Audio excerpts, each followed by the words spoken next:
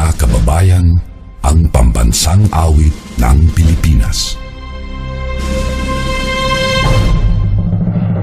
Kayang pag-ibig ay masagsihananan, alam ng puso sa titik mo'y buhay. Lupang hinirang, tuyag ka ng mahiting, sa mandulupin, di ka pasisigil, sa nagalang tulog sa simoy at sa langit kong babaw, ay hinatang tulad, awit sa pagkayang minamahal, ang isang ng patawad mo'y tagumpay na nag-iindig, ang ituwin at araw niya kailan pa may di magtitindig, lupa ng araw ng walhagin pagsinta, buhay langit sa piling mo, ang inigaya ng pagkay mga aking, ang mamatay ng dahil sa'yo.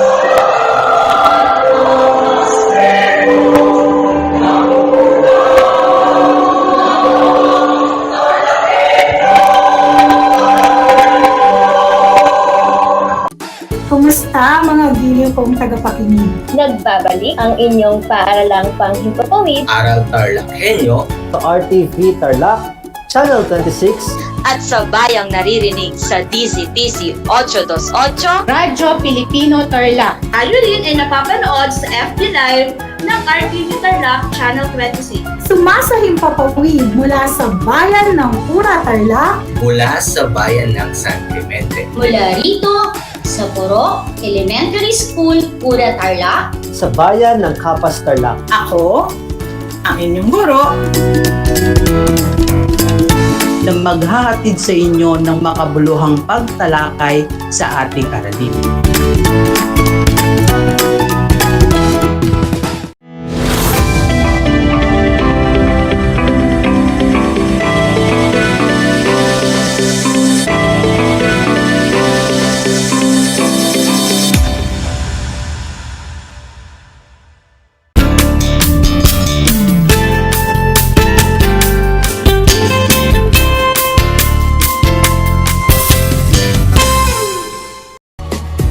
Welcome sa ating Project Shine, Aral TarlakHenyo ng SDO Tarlac Province, na kasalukuyang napapanood dito sa RTV Tarlac, Channel 26, Converge Cable, Channel 100, FB Live Streaming at sa bayang napapakinggan sa 828 DZTZ Radyo Pilipino Tarlac.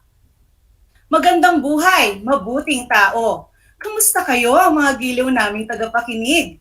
Ang aking pagbati at pagpapahalaga sa edukasyon at pagpupursiging matapos ito ng nagtatagumpay sa kabila ng mga hamon ng pandemya. Ako ang inyong guro sa edukasyon sa pagpapakatao, baitang 4, Ginang Maria Teresa L. de la Cruz, sumasahimpapawid mula sa bayan ng Concepcion, lalawigan ng Tarlac.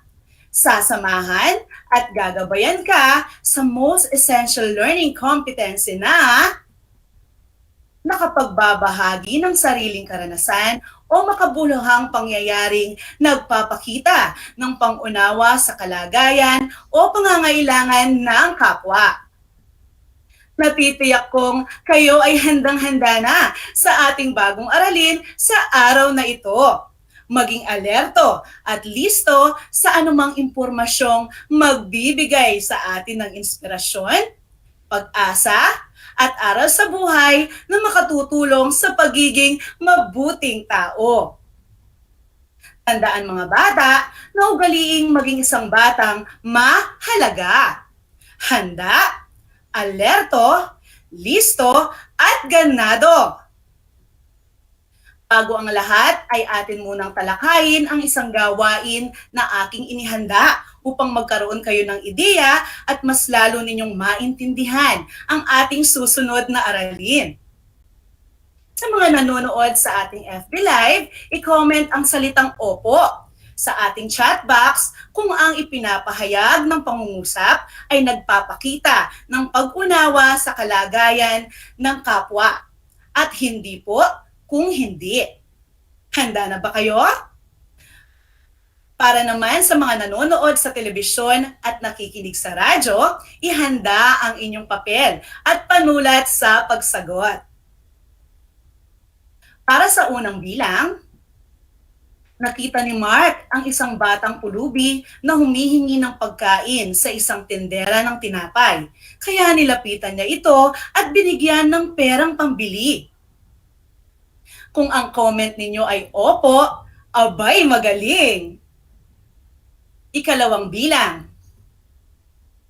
Hindi pinapansin ni Leia ang kanyang kaklase na kanina pa umiiyak dahil nawala nito ang baong pera. Hayan at may sumagot ng, hindi po. Kung ito rin ang inyong comment, tumpak ang inyong sagot. Ikatlong bilang. Tumutulong sina Celso at Felisa sa pagbibigay ng mga relief goods para sa mga pamilyang naapektuhan ng bagyo.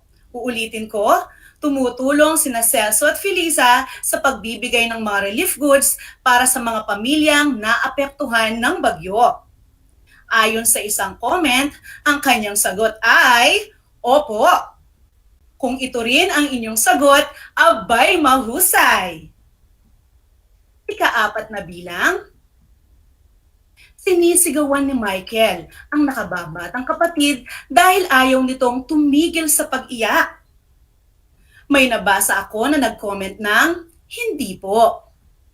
Kung ito rin ang inyong comment, tumpak ang inyong sagot.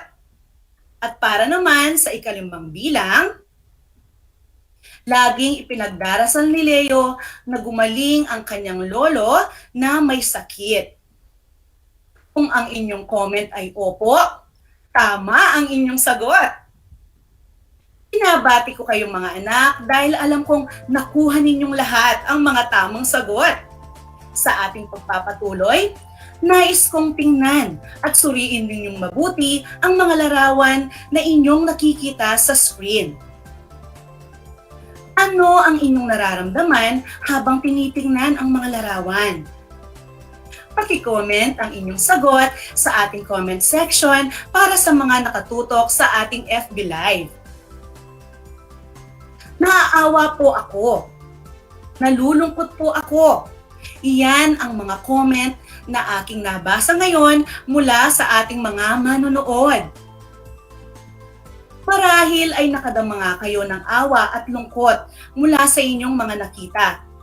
Ang mga taong walang makain, walang tirahan, nahihirapan dahil sa kapansanan, o kaya ay naapektuhan ng kalamidad, ay ilan lamang sa mga kapwa natin na nakakadama ng kalungkutan at kawalan ng pag-asa sa buhay mula sa kalagayan o sitwasyong mayroon sila.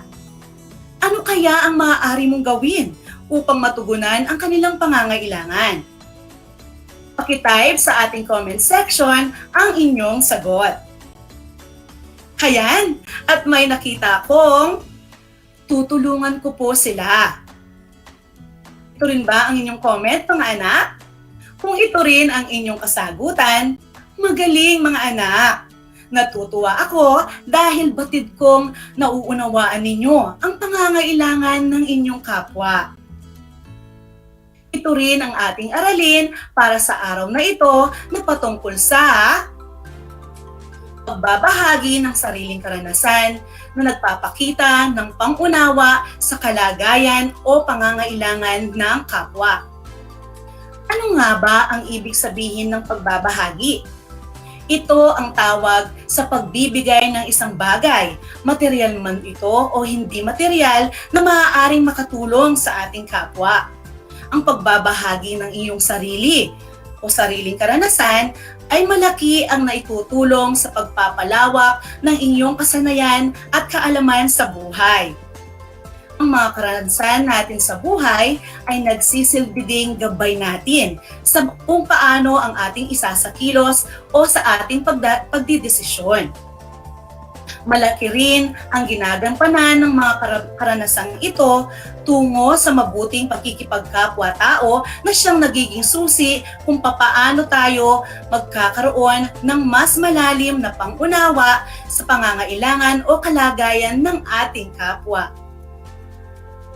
Totoo na lahat ng tao ay may iba-iba at kanya-kanyang kalagayan o pangangailangan anuman ang estado sa buhay, bata man o matanda. Walang sino man ang may perpektong buhay at hindi na kailangan ang tulong ng iba. Lahat ng tao ay may pangangailangan na dapat matugunan at mabigyang pansin.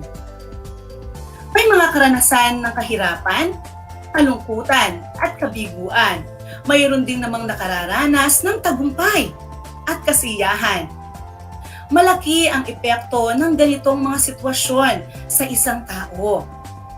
Marahil kayong mga bata ay nakararanas din ng mga pangyayari sa buhay na nagdulot sa inyo ng saya o lungkot. Batid ko na nakadama na rin kayo ng tuwa, gutom, hirap, galit, o pagkadismaya dahil sa mga pangyayaring hindi natin inaasahan. Dito ninyo nasusukat ang inyong kakayahan sa pagpaabot ng inyong pangunawa sa pinagdadaanan ng inyong kapwa sa oras ng kanilang pangangailangan, maging material man ito o hindi material na bagay. Upang mas lalo ninyong maintindihan ang mga kaisipang nais kong ipabatid, isang kwento ang aking ibabahagi. Ito ay mula sa inyong ikalawang module sa edukasyon sa pagpapakatao, ikalawang markahan, pahinang 3 hanggang 5. At ito ang kwentong Simpatya ko, ipaparamdam at ibibigay sa iyo mula sa panulat ni Agnes D. Nocos. Oras ng recess, abala sa pagpila sa kantina sina Marites at Helen. Napansin nila na hindi lumabas ng silid si Marta na noon ay umiiyak. Nilapitan ni Marites at pinauna na si Helen sa pagpunta sa kantina. Anong nangyari? Bakit ka umiiyak? Tanong ni Marites. Matagal bago nagsalita si Marta na nooy nagdadalawang isip pa kung sasabihin niya dito ang dahilan ng kanyang pag-iyak o hindi. Namatay kasi ang lola ko kagabi. Sobrang lungkot ko lang kasi hindi ko akalain na sa ganoong paraan siya mamamatay. Atake sa puso ang kinamatay niya. Hindi ako sanay na wala siya. Siya ang nag-aalaga sa akin. Nagtitimpla ng gatas ko bago matulog.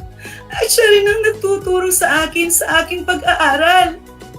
Ramdam ni Marites ang lungkot na nararamdaman ni Marta. Noon talaga, hindi natin hawak ang panahon. Ni hindi natin alam kung kailan tayo mamamatay. Marahil, kinuha na ng Diyos ang lola mo dahil ayaw niya itong mahirapan ka. Tama na yan. Halika na. Pumunta na tayo sa kantina. Sa pagkakataong iyon ay gumaan ang pakiramdam ni Marta at tumayo na ito para sumama kay Marites papuntang kantina. Salamat Marites. Kahit papaano ay may napagkwentuhan ako ng aking nararamdamang labis na pagkalungkot sa pagkamatay ng lola ko. Walang anuman, Marta. Basta tandaan mo, kapag may problema ka, huwag kang magdadalawang isip na magkwento sa akin. Lagi mong tatandaan na naririto lang ako para sa iyo. Sabay na tayong umuwi mamaya ha. Hintayin mo ako. Sige, hihintayin kita, Marites. At doon na nagtatapos ang ating kwento. Nauunawaan niyo ba ito, mga anak? Para malaman ko kung ito nga ay nauunawaan ninyo, ang ating kwento ay may kalakip ng mga katanungan para sa inyo. Mangyari lamang na pag-type ang letra ng inyong sagot sa ating comment section. Para namang sa mga nanonood sa telebisyon at nakikinig sa radyo, ihanda ang inyong mga papel at panulat. Handa na ba kayo, mga anak? Para sa unang katanungan. Ano ang naging reaksyon ni Marites nang makita si Marta? A. Hindi niya ito pinansin. B. Kinalabit niya ito at niyayang pumunta sa kantina. C. Nilapitan niya ito at tinanong kung bakit hindi siya pumunta sa kantina. D. Binigyan niya ito ng pera dahil alam niyang wala na naman itong baon. Kung ang inyong napili ay letrang C, abay tumpak ang inyong sagot. Ikalawa, ano sa palagay mo ang nararamdaman ni Marites para kay Marta? Uulitin ko, ano sa palagay mo ang naramdaman ni Marites para kay Marta? A. Galit. B. Kasiyahan. C. Pagkalungkot. Or D. Pagkaawa. Kung ang sagot ninyo ay letrang C o letrang D, abay mahusay. Pangatlo, Lahat ng mga sumusunod na katangian ay ipinakita ni Marites, maliban sa isa. Alin ito? Uulitin ko. Lahat ng mga sumusunod na katangian ay ipinakita ni Marites, maliban sa isa. Alin ito? A. Handa siyang makinig sa kwento ni Marta. B. Nagpakita siya ng pakikiramay kay Marta. C. Naunawaan niya ang nararamdaman ni Marta. O D. Hinayaan lang niyang umiyak sa isang tabi si Marta. Ayan, at may sumagot ng letrang D. Kung ito ang inyong sagot, abay magaling. Pang-apat, pag-uusap na iyon ni Marites at Marta, ano sa palagay mo ang pangangailangan ni Marta na dapat maibigay sa kanya sa mga oras na iyon? Uulitin ko, sa pag-uusap na iyon ni Marites at Marta, ano sa palagay mo ang pangangailangan ni Marta na dapat maibigay sa kanya sa mga oras na iyon? A. Mapagbabahiginan ng kanyang karanasan at nararamdaman sa mga oras na iyon. B. Pera sa pagpapalibing ng kanyang lola. C. Cellphone para maibalita niya sa kamag-anak ang pagkamatay ng kanyang lola. O D. Wala siyang kailangan kay Marites. Kung letrang A ang inyong sagot, kayo ay tama. Panglima, kung ikaw si Marites, ano ang sasabihin mo kay Marta upang maibsan ang lungkot na nararamdaman nito? Paki-comment lang ang inyong sagot, mga bata. Hayan, at may sumagot na, huwag ka nang malungkot. At meron ding namang, nakikiramay ako.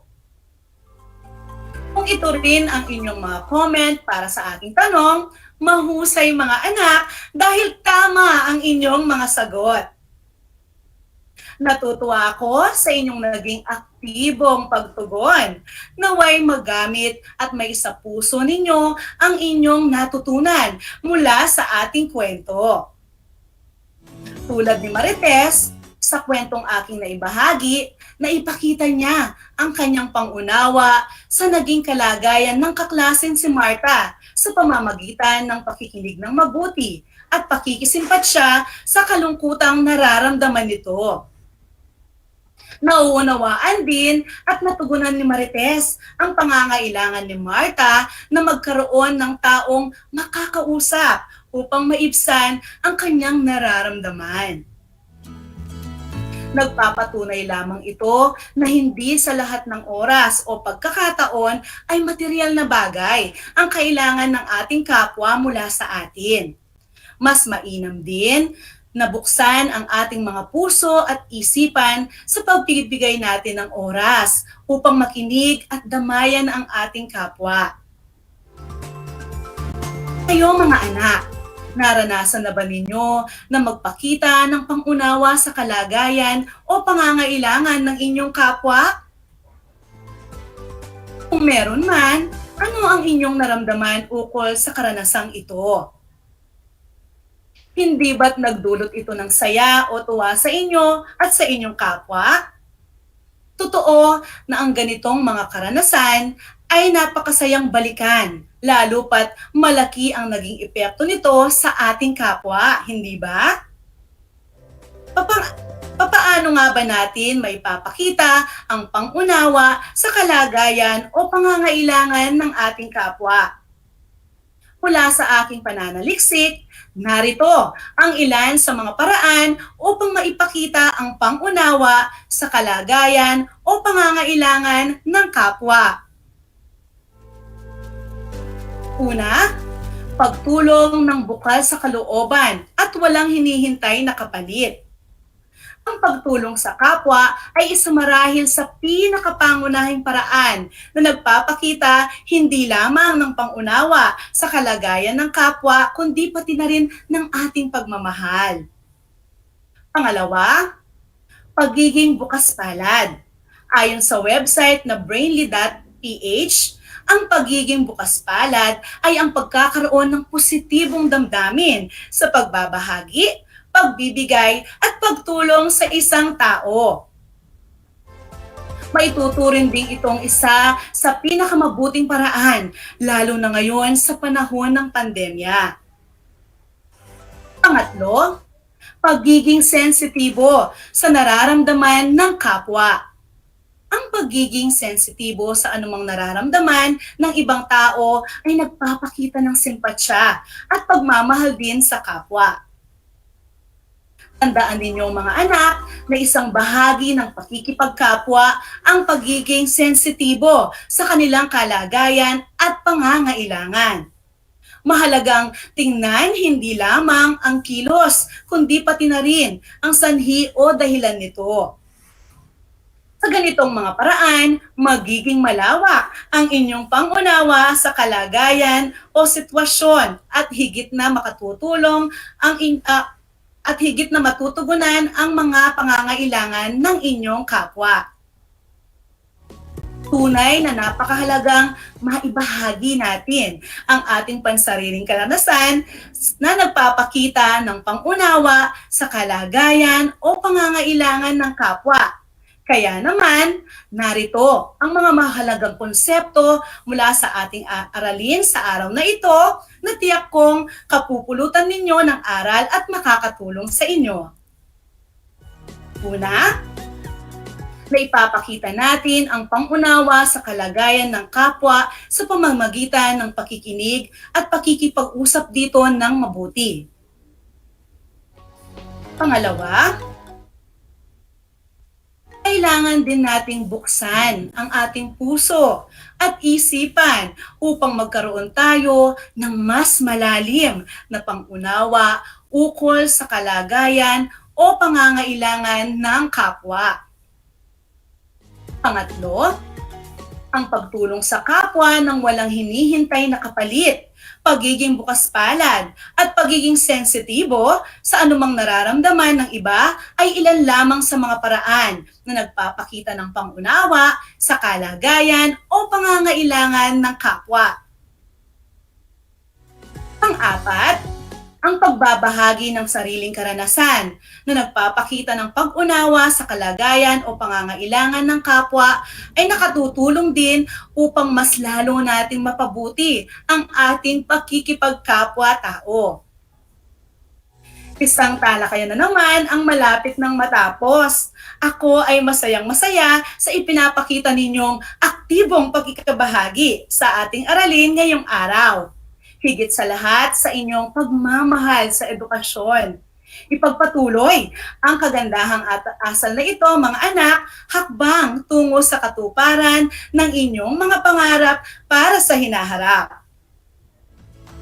Sa puntong ito, panahon na upang alamin kung kayo ay may natutunan mula sa ating aralin sa pamamagitan ng munting pagsusulit. Sa lahat ng nanonood sa ating FB Live, gamitin ang FB chat box or comment section para sa inyong mga kasagutan. Ihanda naman ang panulat at sagutang papel para sa lahat ng mga nanonood sa telebisyon at nakikinig sa radyo. Ano to?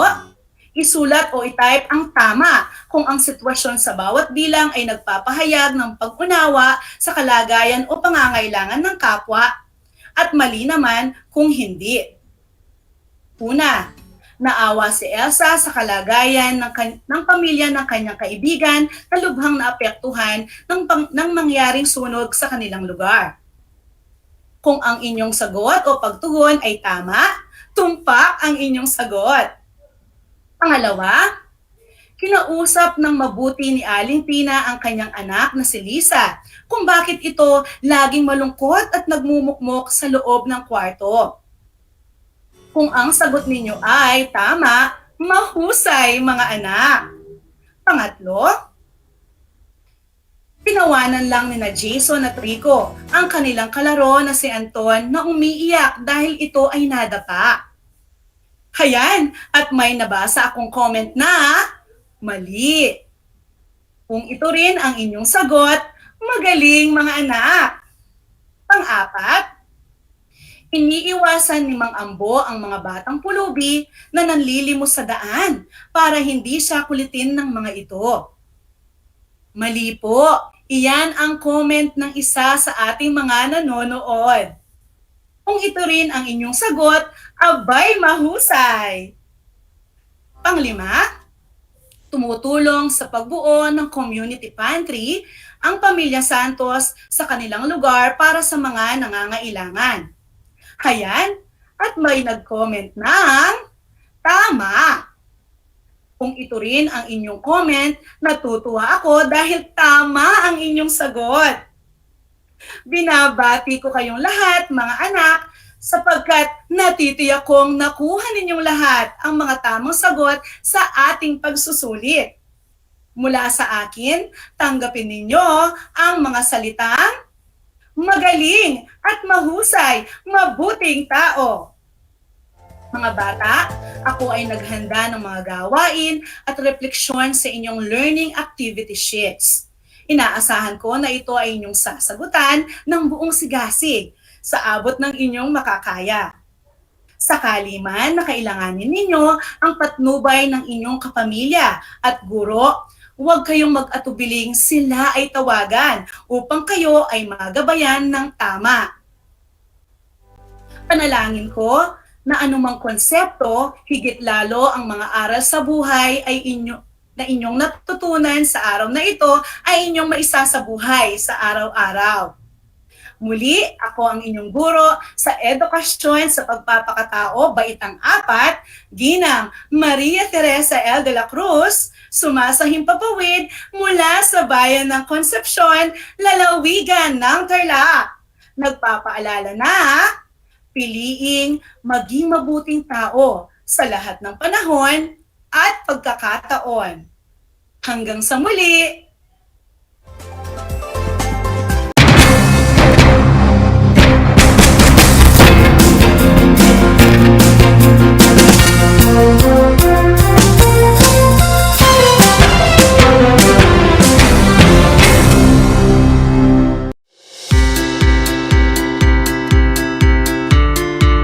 Upang matugunan ang mga kinakaharap na pagsubok ng mga guro at mag-aaral sa gitna ng kasalukuyang pandemya, nagsanib tulong sina Congressman Charlie Cojuangco ng unang distrito ng Tarlac, DEPED Region 3 Regional Director Dr. May B. Eclar at Tarlac Schools Division Superintendent Dr. Ronaldo Pozon para sa isang napapanahong proyekto na tinaguriang Project Shine, Aral TarlakHenyo.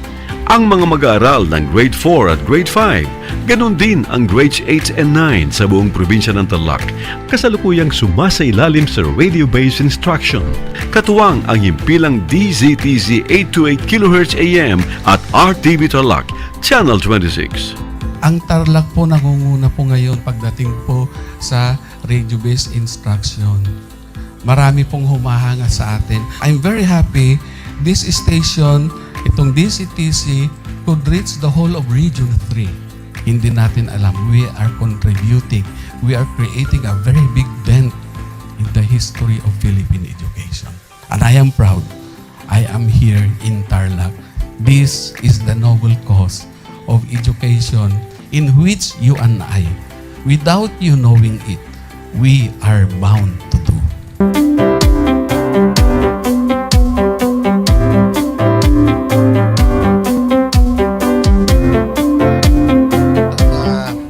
Project natin na Project Shine is a natural consequence dahil sa nangyari sa buong mundo. Let's continue to work together. I think it's very Filipino to practice bayanihan in anything or most of the things that we do. And this is a manifestation of that. No? We have private sector, we have DEPED, we have local government, all working together. And I hope the parents of some of these children, especially the parents that did not graduate from school or hindi nakapag-aral nung sila ay bata, sana naman gamitin na nila itong opportunity na mag-schooling na rin sila kasama ng mga anak nila para mag-bonding pati.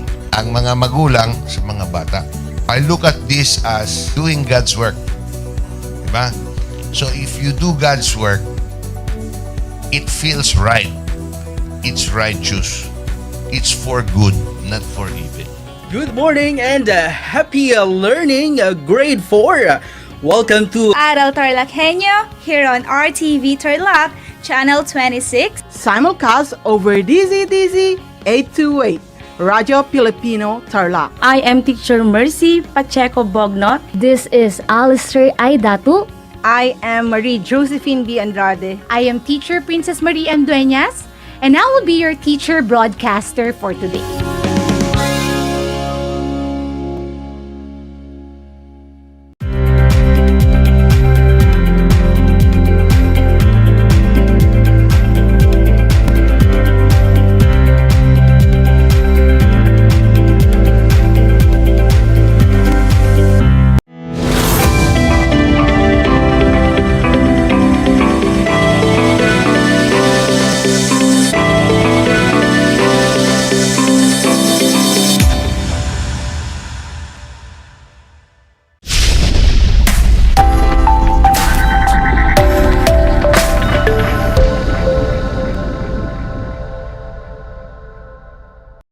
And good morning, my dear grade 4 learners. Welcome to Aral TarlakHenyo here on RTV Tarlac Channel 26. Simulcast over DZTC Radio Filipino Tarlac. We are also seen via Converge Cable TV Channel 100. I am Shira Lindiri Hinaldo, your teacher broadcaster for Mathematics 4. Giving you this remote live broadcast all the way from Ramos, Tarlac. How are you today? Well, I hope everyone is doing great as we start our lesson. After all, it's a wonderful day and a beautiful life to start anew, full of learning with excitement. Before we continue, I want you to get your pen, paper, learning activity sheets, and your learner's material in Mathematics 4. I will give you 5 seconds to do it. Hurry up! Your time starts now.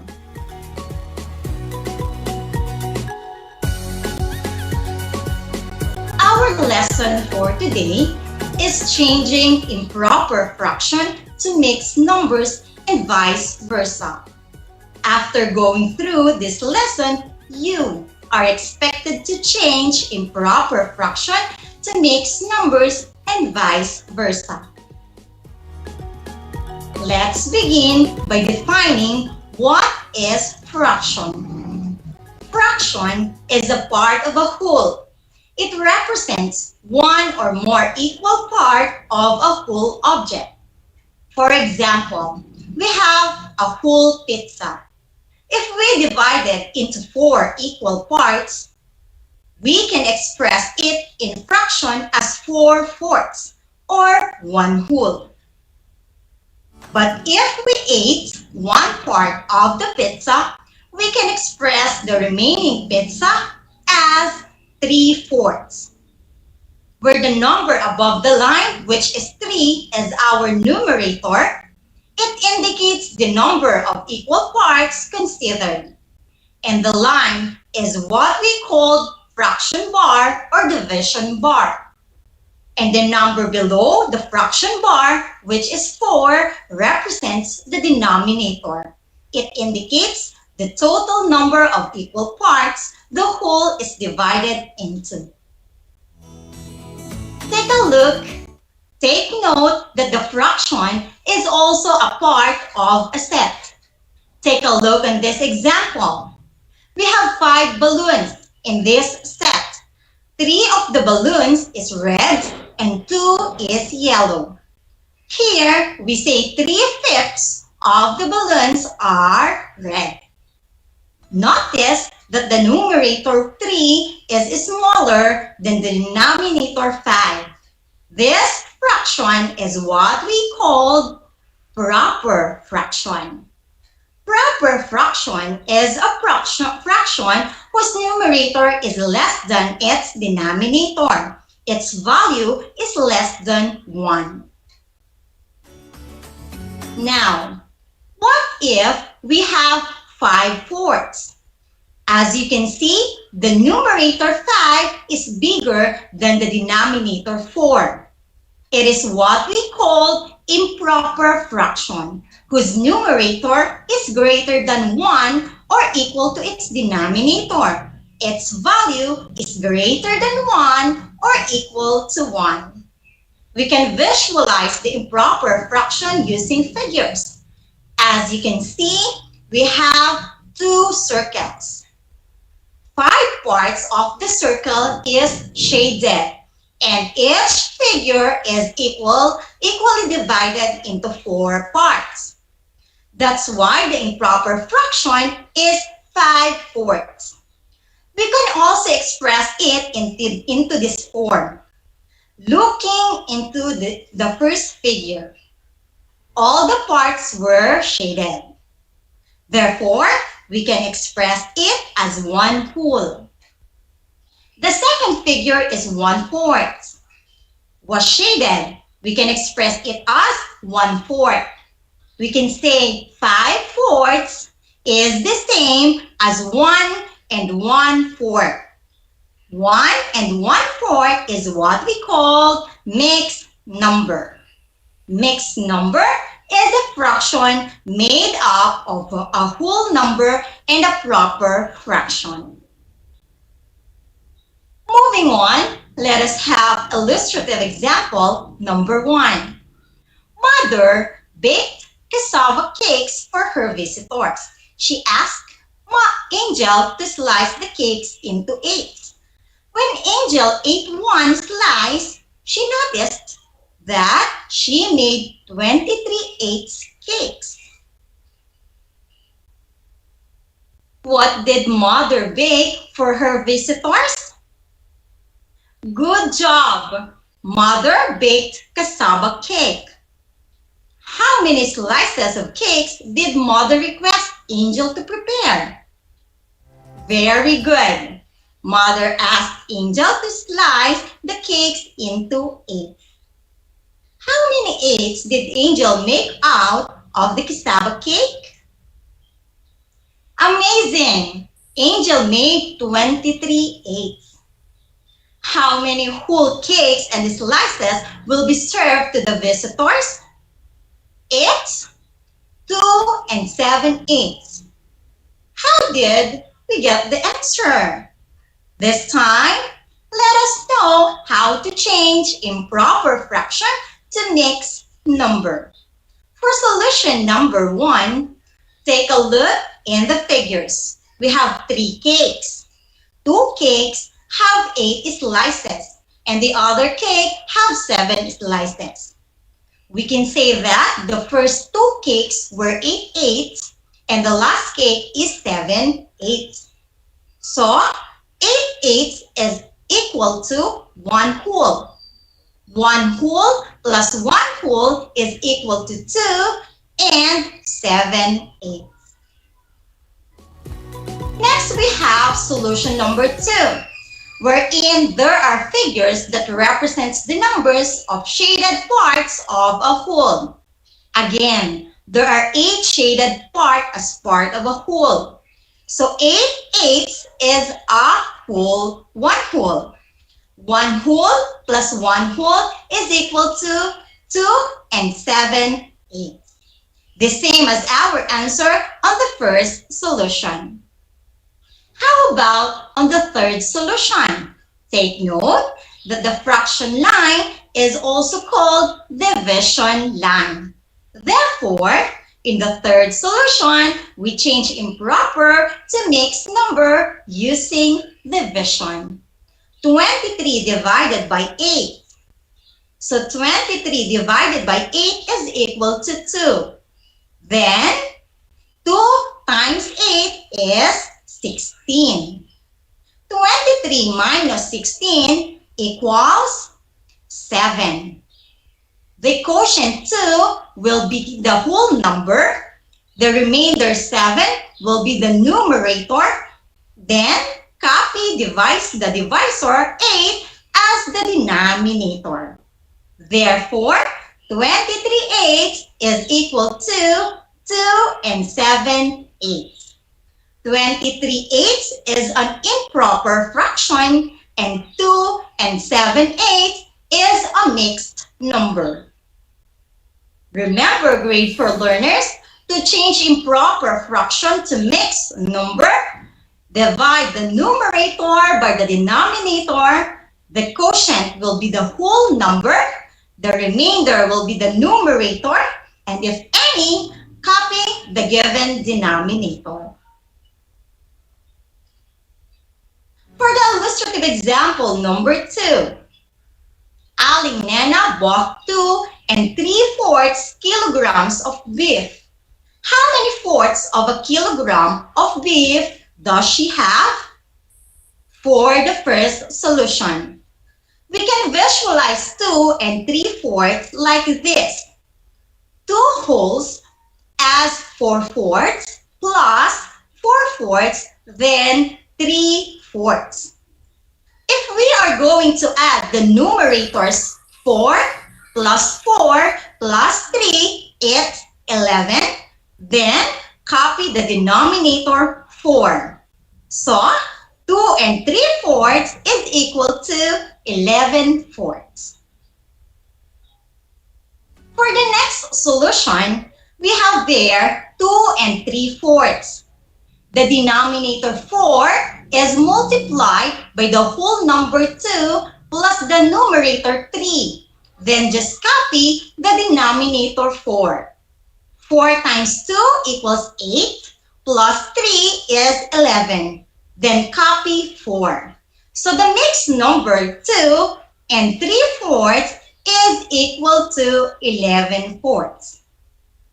Remember that to change mixed number to improper fraction, multiply the denominator by the whole number, then add the numerator to the product. Write the sum over the given denominator. Alright, now that you already know how to change improper fraction to mixed number and vice versa, I think this time you are ready to answer our activity. Please open our activity sheet and let's try to answer the following activities. For those who are watching in our Facebook Live, you can write your answer in the chat box as fast as you can. Here is the direction. Change the following improper fractions into mixed numbers. I will give you 15 seconds to each item. Let's begin. First item, 13/3. Again, it's 13/3. Your time starts now.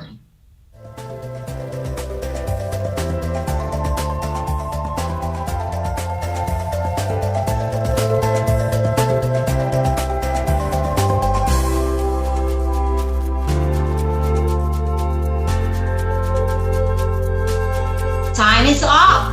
Let us now check if your answer is correct. 13 divided by 3 is 4. 4 times 3 is 12.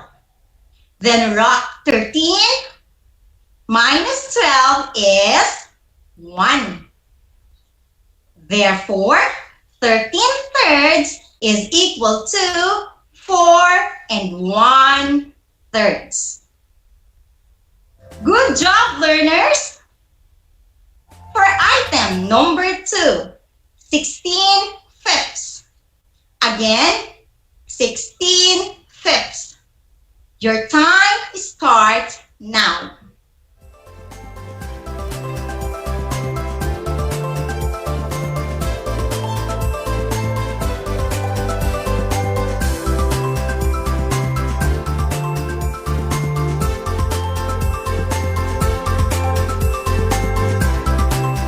Time is up. 16 divided by 5 is 3. 3 times 5 is 15. Then, 16 minus 15 is equal to 1. Therefore, 16 fifths is equal to 3 and 1/5. Fantastic, young mathematicians! Now, for the third item, 23/7. Again, it's 23/7. Your 15 seconds starts now.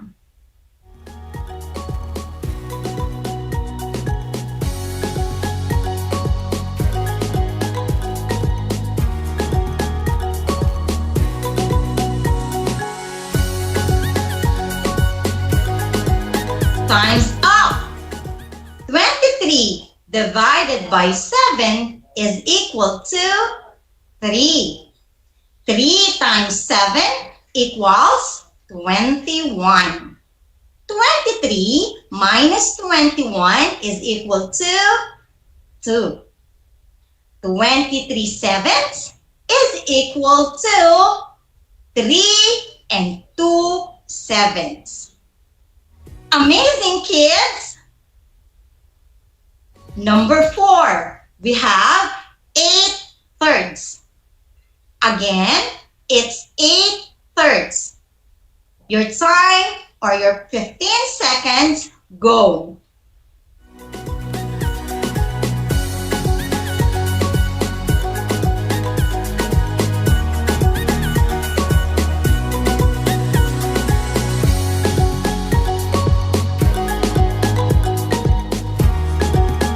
Time's up. So 8 divided by 3 is 2. 2 times 3 is 6. Then 8 minus 6 is equal to 2. Therefore, 8/3 is equal to 2 and 2/3. Good job, learners! For the last item, 15/8. Again, it's 15/8. Your time starts now.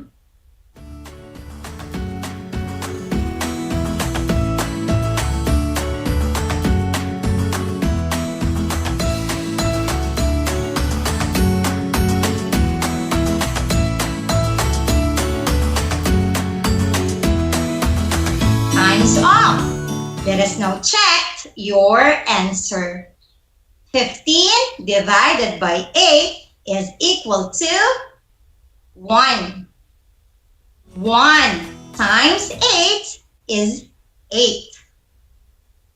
15 minus 8 is equal to 7.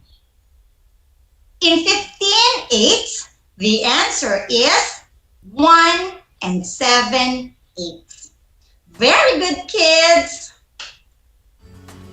So we're done with changing improper fraction to mixed number. This time, let us change mixed numbers to improper fraction. For item number 1, it's 3 and 4/5. Again, it's 3 and 4/5. Your 15 seconds starts now.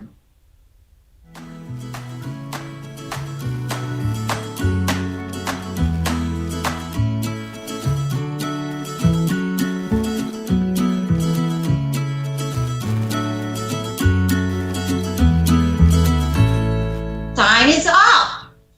3 and 4/5. 5 times 3 equals 15. 15 plus 4 is 19. Then, copy the denominator 5. The answer is 19/5. Again, it's 19/5. Good job, kids! Number 2, 5 and 3/7. Again, it's 5 and 3/7. Your time starts now.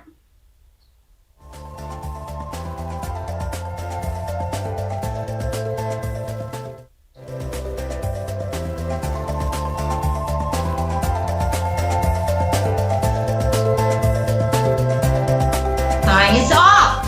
Let's answer. 7 times 5 equals 35. So 7 is the denominator, 5 is the whole number. 35 plus 3 is 38. Then, copy the denominator 7. So, it's 38/7. Again, it's 38/7. Great job, kids! For item number 3, what is the improper fraction of 10 and 2/3? Again, improper fraction of 10 and 2/3. Your time starts now.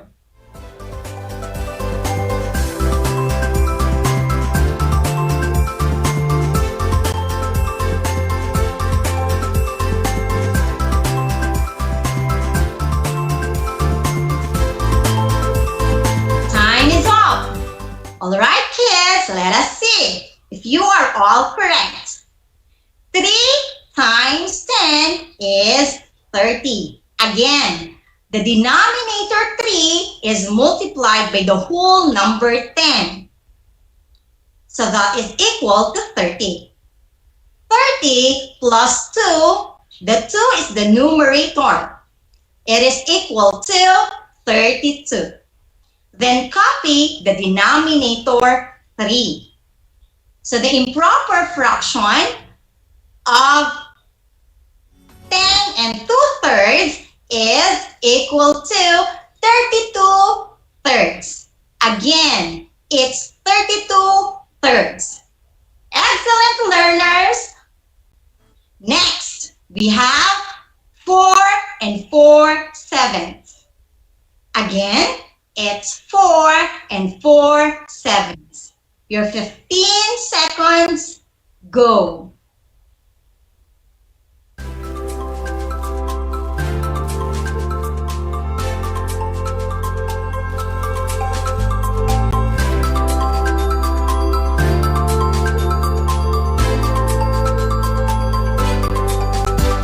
Let us now solve. 7 times 4 is 28. 28 plus 4 is 32. Write 32 as the numerator, then copy the denominator 7. So the answer is 32/7. Amazing, learners! For the last item, 7 and 2/9. What is the improper fraction of 7 and 2/9? Your time starts now.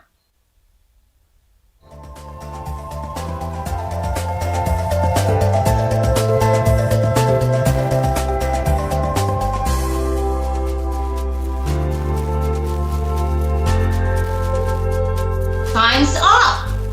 7 and 2/9. So we have 9 times 7 equals 63. Plus 2 is 65. Then, copy the denominator 9. So our answer is 65/9. Good job, kids! I am so proud of you, dear young mathematicians, for a job well done. Before we end our lesson this morning, let's have a recap. If you are going to change improper fraction to mixed number, divide the numerator by the denominator. The quotient will be the whole number. The remainder will be the numerator. And if any, copy the given denominator. Then, in changing mixed number to improper fraction, multiply the denominator by the whole number. Then add the numerator to the product. Write the sum over the given denominator. Congratulations, grade 4 learners, for participating and answering attentively. If you have any questions or clarifications, you may ask your subject teacher or your advisor so that they can immediately address your concern.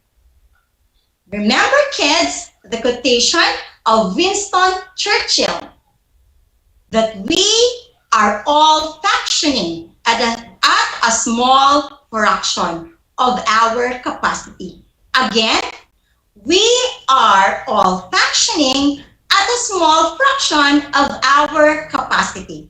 I hope you learned a lot today. I am Shaira Lindiri Hinaldo, your mathematics anchor teacher, broadcasting live here at Ramos Tarlac. Thank you, stay safe, and until next time.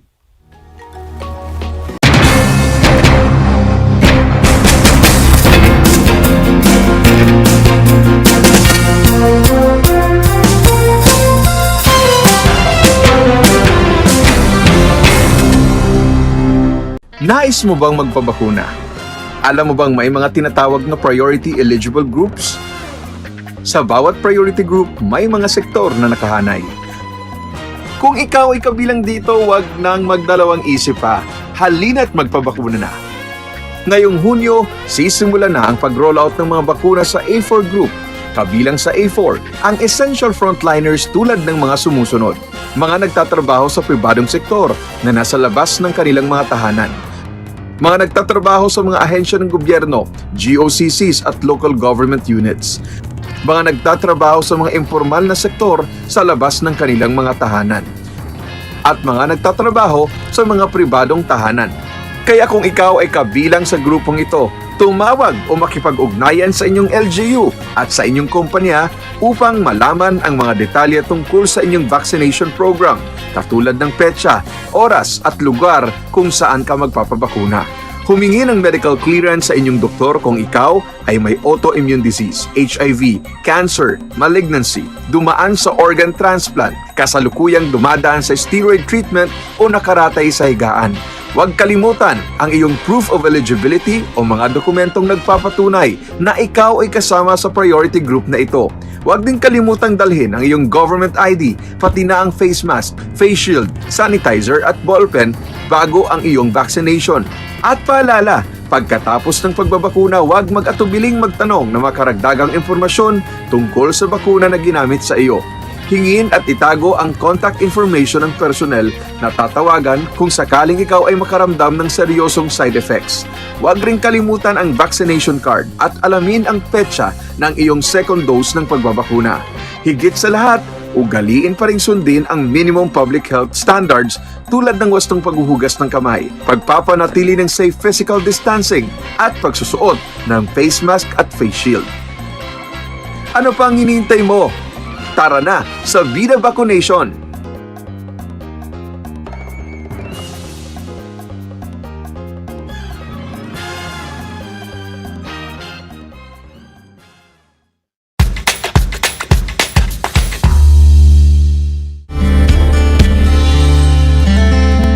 Alam niyo ba na ang Pilipinas ay mayroong 7,641 islands? Mula sa bilang na 7,107 islands, nadagdagan ito ng 534 na isla noong 2017. Tanging 2,000 lamang sa mga islang ito ang natitirhan. Alam niyo na! Yan ang mga isla sa Pilipinas. Did you know that children learn more when they initiate an activity and are actively engaged in it? This is your science teacher broadcaster, Princess Diana L. Ronquillo for Aral TarlakHenyo. Let's learn science together on Aral TarlakHenyo. Catch us live every Monday to Friday from 8:30 a.m. to 5:30 p.m. Watch Aral TarlakHenyo on RTV Tarlac, Channel 26, simulcast over Radyo Pilipino, DZTC 828 kHz, and streamed live on FB page and YouTube channel of RTV Tarlac, Channel 26.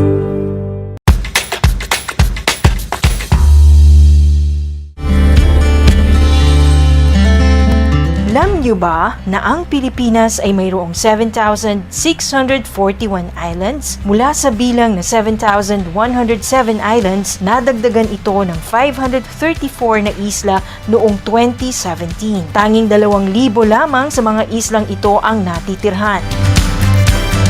Alam niyo na! Yan ang mga isla sa Pilipinas.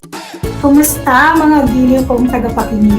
Nagbabalik ang inyong paaralang panghimpapawid, Aral TarlakHenyo, sa RTV Tarlac, Channel 26, at sa bayang naririnig sa DZTC 828, Radyo Pilipino Tarlac. tayo rin ay napapanood sa FB Live ng RTV Tarlac Channel 26. Sumasahimpapawid mula sa bayan ng Pura Tarlac, mula sa bayan ng San Clemente. Mula rito, sa Poro Elementary School, Pura Tarlac, sa bayan ng Capas Tarlac. Ako, ang inyong guro, na maghahatid sa inyo ng makabuluhang pagtalakay sa ating aralin.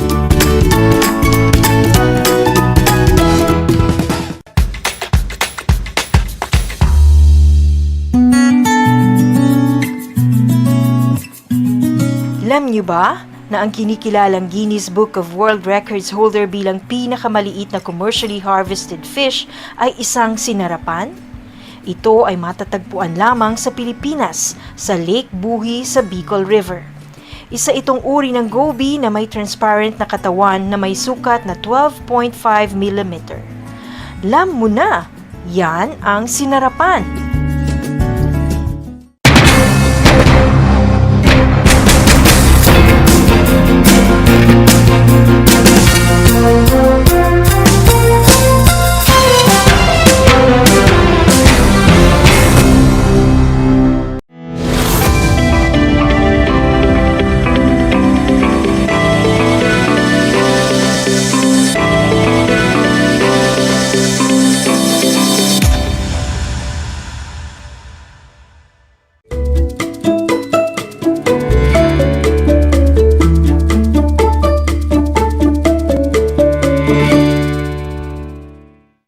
Project Shine, Aral TarlakHenyo ng SDO Tarlac Province na kasalukuyang napapanood dito sa RTV Tarlac Channel 26, Converged Cable Channel 100 at sa bayang napapakinggan sa 828 AM DZTC Radyo Pilipino Tarlac. Magandang buhay, mabuting tao. Kamusta kayo mga giliw kong tagapakinig? Ang aking pagbati at paghanga sa inyong pagpapahalaga sa edukasyon at pagpupursiging matapos ito ng nagtatagumpay sa kabila ng hamon ng pandemya. Ako ang inyong guro sa edukasyon sa pagpapakatao sa ika-5 baitang Ginang Luningning Mendoza Galo, sumasahimpapawid mula sa bayan ng Victoria, lalawigan ng Tarlac. Sasamahan at gagabayan kayo sa pampagkatuto sa Most Essential Learning Competency na nakabubuo at nakapagpapahayag ng may paggalang sa anumang ideya o opinyon. Natitiyak ko na handang-handa na kayo mga bata sa ating bagong aralin ngayong araw na ito. Maging alerto at listo sa anumang impormasyong magbibigay ng inspirasyon, pag-asa at aral sa buhay na makakatulong sa pagiging mabuting tao. Ngunit bago tayo dumako sa ating bagong aralin, ay nais ko muna kayong subukan kung may natutunan nga kayo sa inyong nakalipas na aralin. Handa ka na ba? Kung handa na, narito ang panuto. Basahing mabuti ang mga sitwasyon. Markahan ng check Ang bawat bilang kung nagpapakita ito ng paggalang sa mga katutubo at dayuhan. At X naman kung hindi. Para sa unang bilang, si Lito ay may pinsan na dayuhan. Ngunit iniiwasan niya ito dahil ayaw niyang magsalita ng wikang banyaga. Ano ang iyong sagot, anak? Tama ka kung X ang iyong sagot. Pangalawang bilang, ayaw makipagkaibigan ni Emma at Tonyo sa kaklase nilang Ita dahil sa kakaiba nitong itsura. Ano ang iyong sagot, anak? Kung X ang iyong sagot, mahusay. Pangatlong bilang, hindi ko inaalok ng pagkain ang kaklase kong dayuhan dahil baka ayaw niya. Ang tamang sagot dito ay X, tama ka. Pang-apat na bilang, pinahahalagahan ko ang mga paraan ng pamumuhay ng mga dayuhan sa aming lugar. Ano ang iyong sagot, anak? Tama ka kung check ang iyong sagot. At ang panghuling bilang, pinagtatawanan ko ang mga katutubo na nakikita kong palaboy-laboy sa kalsada. Ano ang iyong sagot? Tama ka kung X ang iyong sagot. Nakuha mo ba ang lahat ng tamang sagot, anak? Kung perfect score ka, great job! At natutuwa akong may natutunan ka nga sa inyong nakalipas na aralin. At para naman sa ating panibagong leksyon, ay ating tatalakayin ang paksa patungkol sa paggalang sa ideya o opinyon ng ating kapwa. Ulitin nga mga anak, ganyan nga, paggalang sa ideya o opinyon ng ating kapwa. Alam naman natin na ang respeto o paggalang sa kapwa ay napakahalaga, di ba? Lalo na sa pakikipagkapwa-tao, sapagkat ito ang susi upang tayo'y magkaroon ng mapayapang usapan, di ba? At hindi naman lingid sa ating kaalaman na ang respeto o paggalang ay isa sa mga kaugaliang Pilipino na dapat itinuturo sa mga batang tulad mo. Okay? Dahil sa tahanan, dito tayo natututo at namulat tayo kung paano magsalita, kumain, maglakad at higit sa lahat, mahalagang maimulat sa ating mga anak ang kagandahang asal upang madala nyo ito hanggang sa inyong paglaki. Tama ba ako, mga anak? Kaya ang respeto sa kapwa ay dapat na itanim sa inyong puso't isipan upang mas matanggap natin ng buong puso kung anuman ang ideya o opinyon ng ating kapwa. Sapagkat nagpapamalas din ito ng pagkaunawa sa kahalagahan ng pakikipagkapwa-tao na nagdudulot ng payapang isipan at mahinahong pakikisalamuha sa kapwa. At alam din natin, anak, na ang bawat isa ay pinagkalooban ng Diyos ng kani-kaniyang kaisipan at kalayaan upang maging malaya tayong makapagbigay ng kuro-kuro o opinyon sa ating kapwa. So, sa madaling salita, tayo ay malayang makapagpapahayag ng ating nararamdaman o saloobin sa isang tao, bagay o pangyayari. Lahat tayo ay may karapatang ipahayag kung anumang opinyon ang nais nating sabihin, basta huwag lang tayong sosobra dahil maaari itong makasama sa inyong maayos na relasyon. Tama ba? Okay. Kaya ang tanong ko, mga anak, ano-ano nga ba ang mga paraan na dapat nating gawin upang maipakita natin ang paggalang sa ideya o opinyon ng ating kapwa? Kaya makinig kayong mabuti, mga anak, dahil yan ang ating tatalakayin ngayon. At ang una mong dapat gawin ay matuto kang makinig sa saloobing ipinapahayag ng iyong kapwa. Sang-ayon ka man o hindi, anak, sa kanyang opinyon, ay dapat mo muna itong pakinggan bago mo ilahad ang iyong saloobin upang mas maintindihan mo ang bawat isa. Ang pakikinig sa ideya at sa loobin ay hindi naman nangangahulugan na mas tama siya, na ikaw ay sumasang-ayon na o nakikiisa sa kanya. Makabubuti na mapag-isipan mo muna kung ano ang napakinggan mong ideya at opinyon at maaari mong gamitin bilang batayan o gabay sa pagsasagawa ng aksyon o ng nararapat na solusyon sa anumang sitwasyon at pangyayaring iyong kinakaharap. Pangalawa na dapat mong gawin ay tumingin sa mata kapag kinakausap ka. Ulitin nga anak kung anong gagawin. Tama. Titingin kayo sa mata kapag kinakausap kayo. At iwasan mo ring lumingalinga kung saan-saan. Bakit mo kailangan gawin ito, anak? Upang hindi mawalan ng gana sa pagsasalita ang kausap mo. Dahil alam ng kausap mo, anak, kung nakikinig ka o hindi sa kanyang sinasabi. Ikaw, anak, nakikinig ka pa rin ba sa ating talakayan ngayon? Magaling kung ganon. At mahalagang gawin ito upang hindi makapanakit ng damdamin ng iyong kapwa. Pangatlo, na dapat mong gawin ay huwag magtatangi ng kapwa. Anong ibig sabihin nito, anak?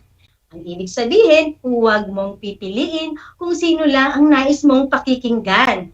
Dapat may pantay na pagtanggap kahit sino ka man at anuman ang estado mo sa iyong buhay, maging ikaw man ay mayaman o mahirap, may posisyon o wala, bata man o matanda, dapat marunong tayong makinig at huwag magtatangi ng tao sapagkat ito ay maling gawain na dapat baguhin sa ating mga sarili.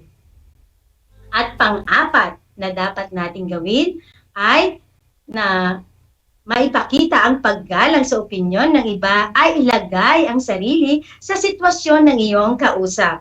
Ito ay isang paraan upang mas maunawaan mo ang kanilang kalagayan. Huwag mong ipagpipilitan, anak, ang iyong opinyon kung hindi naman ito akma sa sitwasyon, di ba? Matuto kang ilagay ang iyong sarili sa kanilang sitwasyon upang maramdaman mo rin kung ano ang pakiramdam nila. At lagi mong iisipin na hindi lahat ng pagkakataon ay mauunawaan ka ng taong kausap mo sapagkat magkakaiba tayo ng pinagdaraanan sa buhay. Maliwanag ba yon, mga anak? Magaling kung ganon. At ang panglima na dapat natin gawin ay isaalang-alang ang damdamin ng taong kausap mo. Ulitin nga, anak. Tama, isasaalang-alang ang damdamin ng taong kausap mo. Dahil magkakaiba ang ating pag-uugali. Kaya dapat pakiramdaman mo rin kung sino ang kausap mo. Dahil ang ating damdamin o emosyon ay malaking bagay na makakaapekto sa isang tao, no? Maaaring matuwa o masaktan siya, depende sa salitang matatanggap mo sa iyong kapwa. Kaya dapat maging maingat tayo sa mga salitang bibitawan upang hindi makapanakit ng damdamin ng kapwa. At huwag ding magbibigay ng reaksyon na may pasigaw, anak. Mga pahayag na may pagmumura, salitang nakakabastos at nakakainsulto sa kanilang pagkatao. Kaya ang mga salitang nabanggit ko tulad ng pagmumura, panliligaw at iba pa ay maaaring magdulot ng sigalot o away laban sa iyong kapwa. May kasabihan nga, mga anak, na huwag mong gagawin sa iba ang ayaw mong gawin sa iyo ng kapwa mo.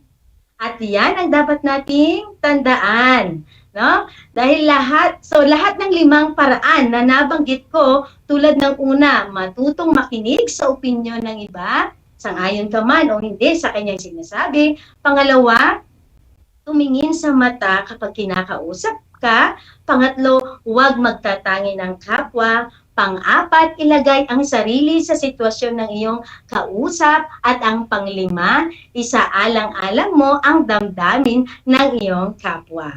Okay? Yan ay mga kaparaanan patungkol sa kung paano natin igalang ang ideya ng ating kapwa na makakatulong ng malaki upang makamit natin ang tunay na kapayapaan at pagkakaunawaan na nagsisimula lagi sa paggalang o respeto sa opinyon ng ating kapwa. At kung ang mga hakbang na ito, mga anak, ay ating susundin o tayo'y tatalima, natitiyak kong may kabutihang maidudulot ito sa iyong pakikipagkapwa-tao. At ano-ano naman ang mga ito? Yan ang aking tanong. Okay, may idea ka ba? So gusto mo bang malaman na mga anak? Kaya tutok lang sa ating programa at makinig na mabuti upang masagot ninyo ang mga tanong na nasa inyong mga modules. Ang paggalang sa opinyon ng kapwa ay nagdudulot o nagbibigay kabutihan sa mga tao tulad ng una, nagdudulot ito ng payapang isipan at mahinahong pakikisalamuha sa kapwa dahil wala kang inaapakang karapatang pantao. So sa madaling salita mga anak, wala kang sinasagasahang tao sapagkat marunong kang rumispeto sa iyong kapwa. Pangalawa, ang paggalang sa ideya ng kapwa ay nagdudulot din ng maganda at masayang samahan. Dahil napatatag dito ang inyong relasyon, di ba? Dahil kung may respeto, may pagmamahalan sa pagitan ninyo, di ba? At napakasarap sa pakiramdam kung nire-respeto ka ng iyong kapwa dahil sa maayos mong pakikitungo at pagtrato sa kanila. Tandaan na walang mawawala sa atin mga anak kung irirespeto mo ang iyong kapwa dahil yan ang pagkakataon mo upang maipakita ang pagpapahalaga mo sa kanila. At ang pangatlo, ang respeto sa ideya ng iba ay nakakatulong din upang tumaas ang kumpiyansa mo sa iyong sarili. Kaya naman kung nais nating igalang tayo ng ating kapwa, dapat marunong din tayong magbigay respeto sa kanila. Ito ay upang maiwasan ang anumang sigalot sa ating kapwa. At yan lamang ang ilan sa mga mabubuting naidudulot sa atin kung marunong kang gumalang sa opinyon ng iba. At ang aking tanong sa iyo ay, mga anak, iginagalang mo ba ang opinyon ng iyong kapwa? Tulad ng iyong kaibigan, kalaro, kaklase, kapitbahay, mga kapatid, lalong-lalo na ang opinyon ng mga magulang mo? Bakit? Kung ang sagot mo ay opo, dahil ito ang nararapat gawin ng isang batang tulad mo, magaling. Pangalawang tanong, paano ka ba nagpapahayag ng iyong saloobin o opinyon sa kapwa-anak? Kung ang sagot mo ay nagpapahayag ako ng aking opinyon sa pamamagitan ng mahinahon at may paggalang na pananalita, mahusay ka. Pangatlo, mahalaga ba ang respeto o paggalang sa ideya ng iyong kapwa? Bakit? Kung ang sagot mo, anak, ay opo, mahalaga ito upang maiwasan ang sigalot o away, mahusay. Pang-apat na tanong, ano ang nararapat mong gawin upang maiwasan ang hindi pagkakaunawaan sa grupo?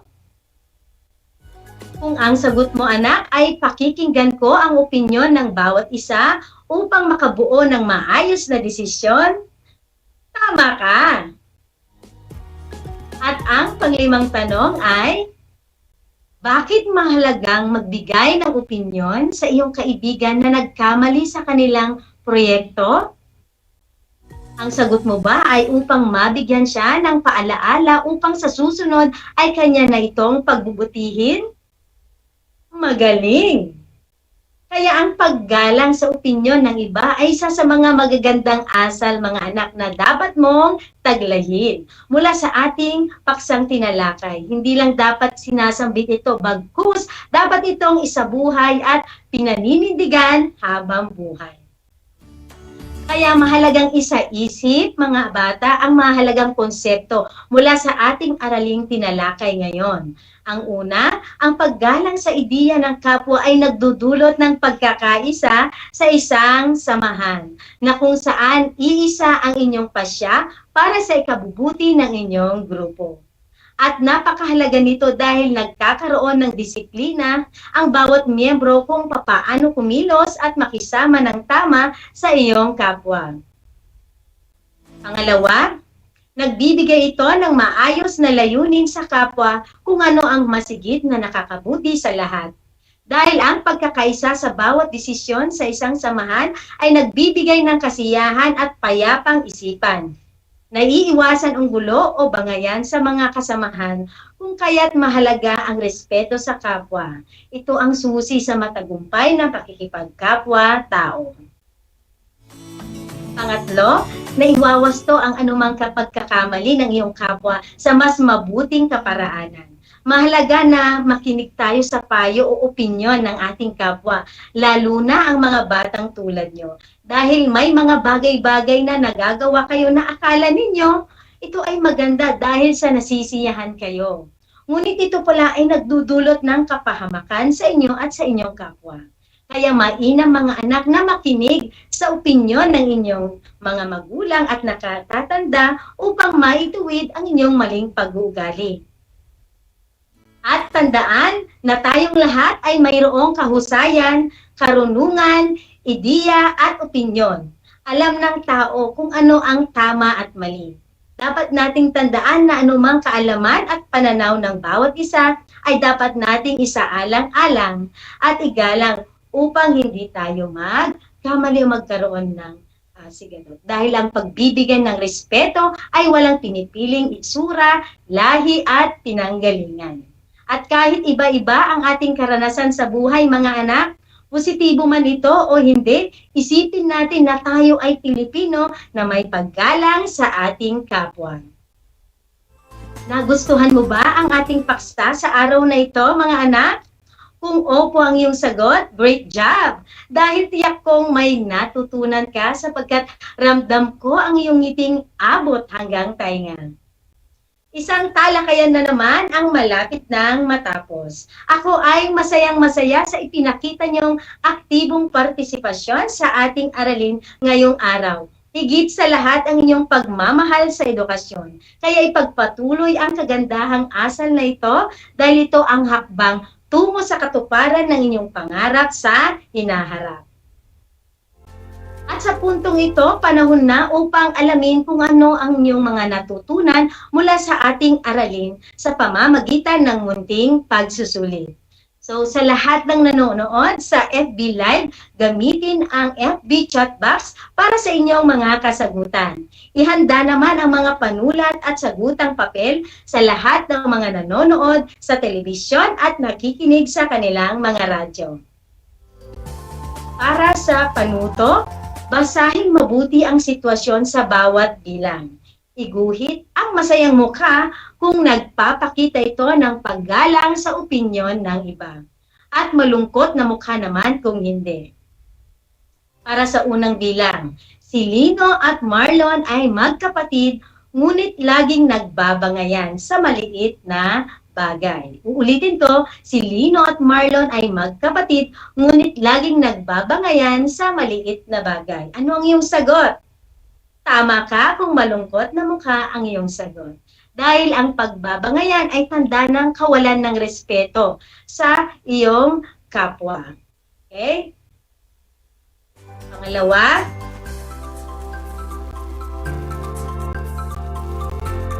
nakapulot ng pitaka si Myla isang araw. Ayaw niya itong isauli ngunit hindi naman ito gusto ng kanyang kaibigang si Carla. Kaya napagdesisyonan ni Myla na isauli na lamang ito. Ang sagot mo ba ay masayang mukha, anak?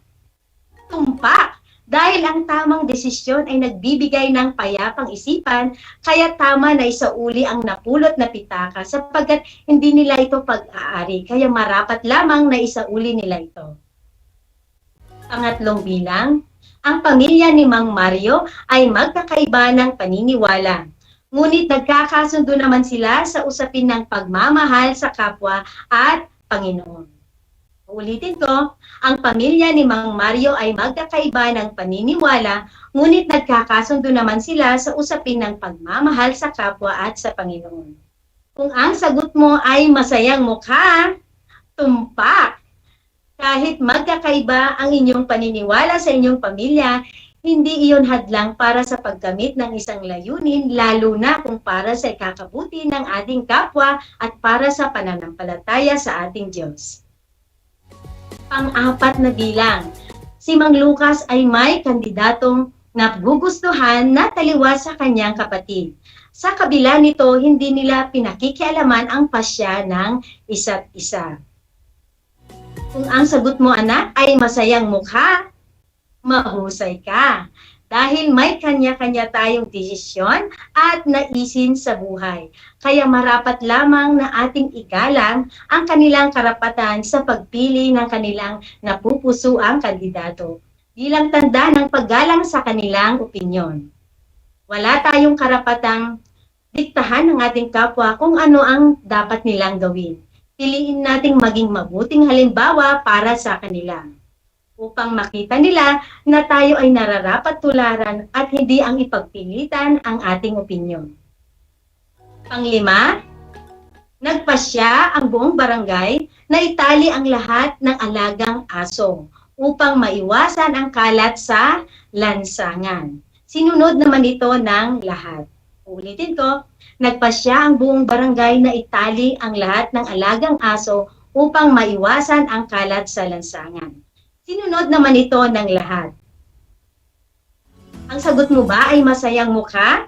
Magaling! Dahil ang pagsunod sa pasya para sa kabutihan ng lahat ay tanda ng paggalang sa ideya ng kapwa. Maging matalino sa pagbibigay ng opinyon dahil nakasalalay sa desisyon ang kaligtasan ng lahat ng iyong nasasakupan.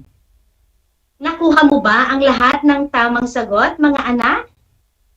Kaya binabati ko kayong lahat sapagkat natitiyak kong naunawaan ninyo ang aralin sa araw na ito. Mula sa akin, tanggapin ninyo ang mga salitang magaling at mahusay, mabuting tao. Mga bata, ako ay may inihandang gawain at refleksyon sa inyong learning activity sheet. Inaasahan ko na ito inyong sasagutan ng buong sigasig at sa abot ng inyong makakaya. Sakali mang kakailanganin ninyo ang gabay o patnubay ng inyong pamilya o guro, huwag kayong mag-atubiling sila ay tawagan upang kayo ay magabayan ng tama. Okay? So, isang leksyon na naman mga anak ang ating natapos at naway nag-enjoy kayo sa pakikinig ng ating broadcast. Kaya panalangin ko na anumang konsepto, higit lalo ang mga aral sa buhay na inyong natutunan sa araw na ito ay inyong maisabuhay sa araw-araw. Muli, ako ang inyong guro sa edukasyon sa pagpapakatao sa ikalimang baitang, Ginang Luningning Mendoza Galo, sumasahim papawid mula sa bayan ng Victoria, lalawigan ng Tarlac, na nagpapaalala na piliing maging mabuting tao sa lahat ng panahon at pagkakataon. At inaanyayahan ko kayo na ugaliing manood ng RTV Tarlac Channel 26 at Converge Cable Channel 100 at makinig sa inyong talapitan sa 828 AM DZTC Radyo Pilipino Tarlac. Tuwing Lunes at Miyerkules sa ganap na alas 10:30 hanggang alas 10:55 ng umaga para sa ating mga aralin sa edukasyon sa pagpapakatao, baitang 5. Hanggang sa muli!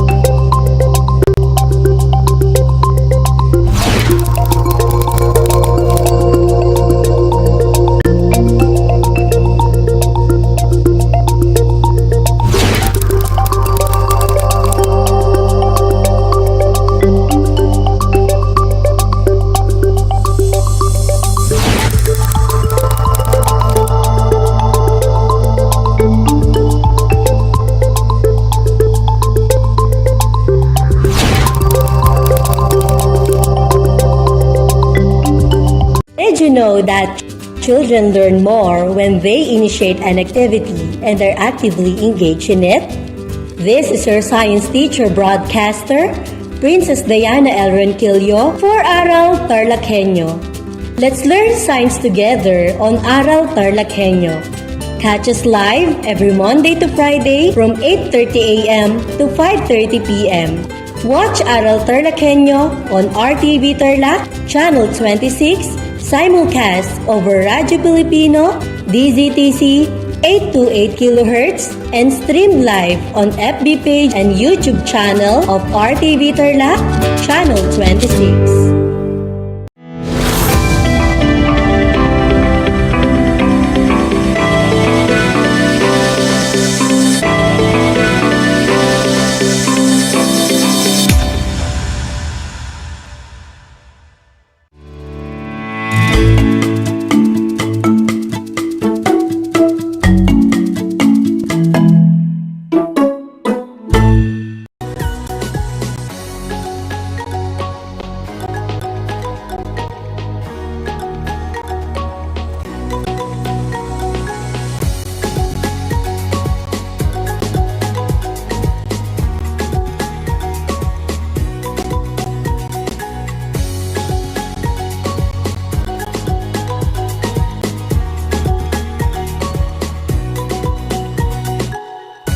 A scientific and wonderful morning, my dear scientistic buddies.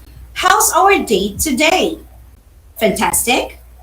Welcome to Aral TarlakHenyo here on RTV Tarlac, Channel 26.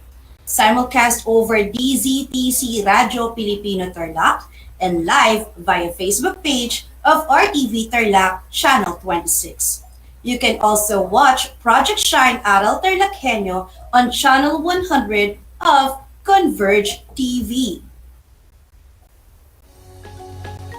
I am Teacher Gwyneth Payumo, your teacher broadcaster and your scientistic buddy in Science Grade 4. Airing live from the municipality of Capas, province of Tarlac. Today is December 6, 2021, Monday, and it's a great day to start our learning adventure by exploring the dynamic world of Science 4. The world of exploration, discovery, invention, and technology. So, before we start our learning adventure, make sure that you are on a comfortable place away from any noise while listening and watching this broadcast. At this point, I want you to gear yourself with your PPS, your paper, pen, and self-learning module. The title of the module that we will be using for today is Science 4, Quarter 2, Module 4, Specialized Structures of Plants. Do you have it now? Great! If you have any questions or clarifications on our episode, feel free to send your message at 0912-195-2037. And you can also send it on 0928-588-8667.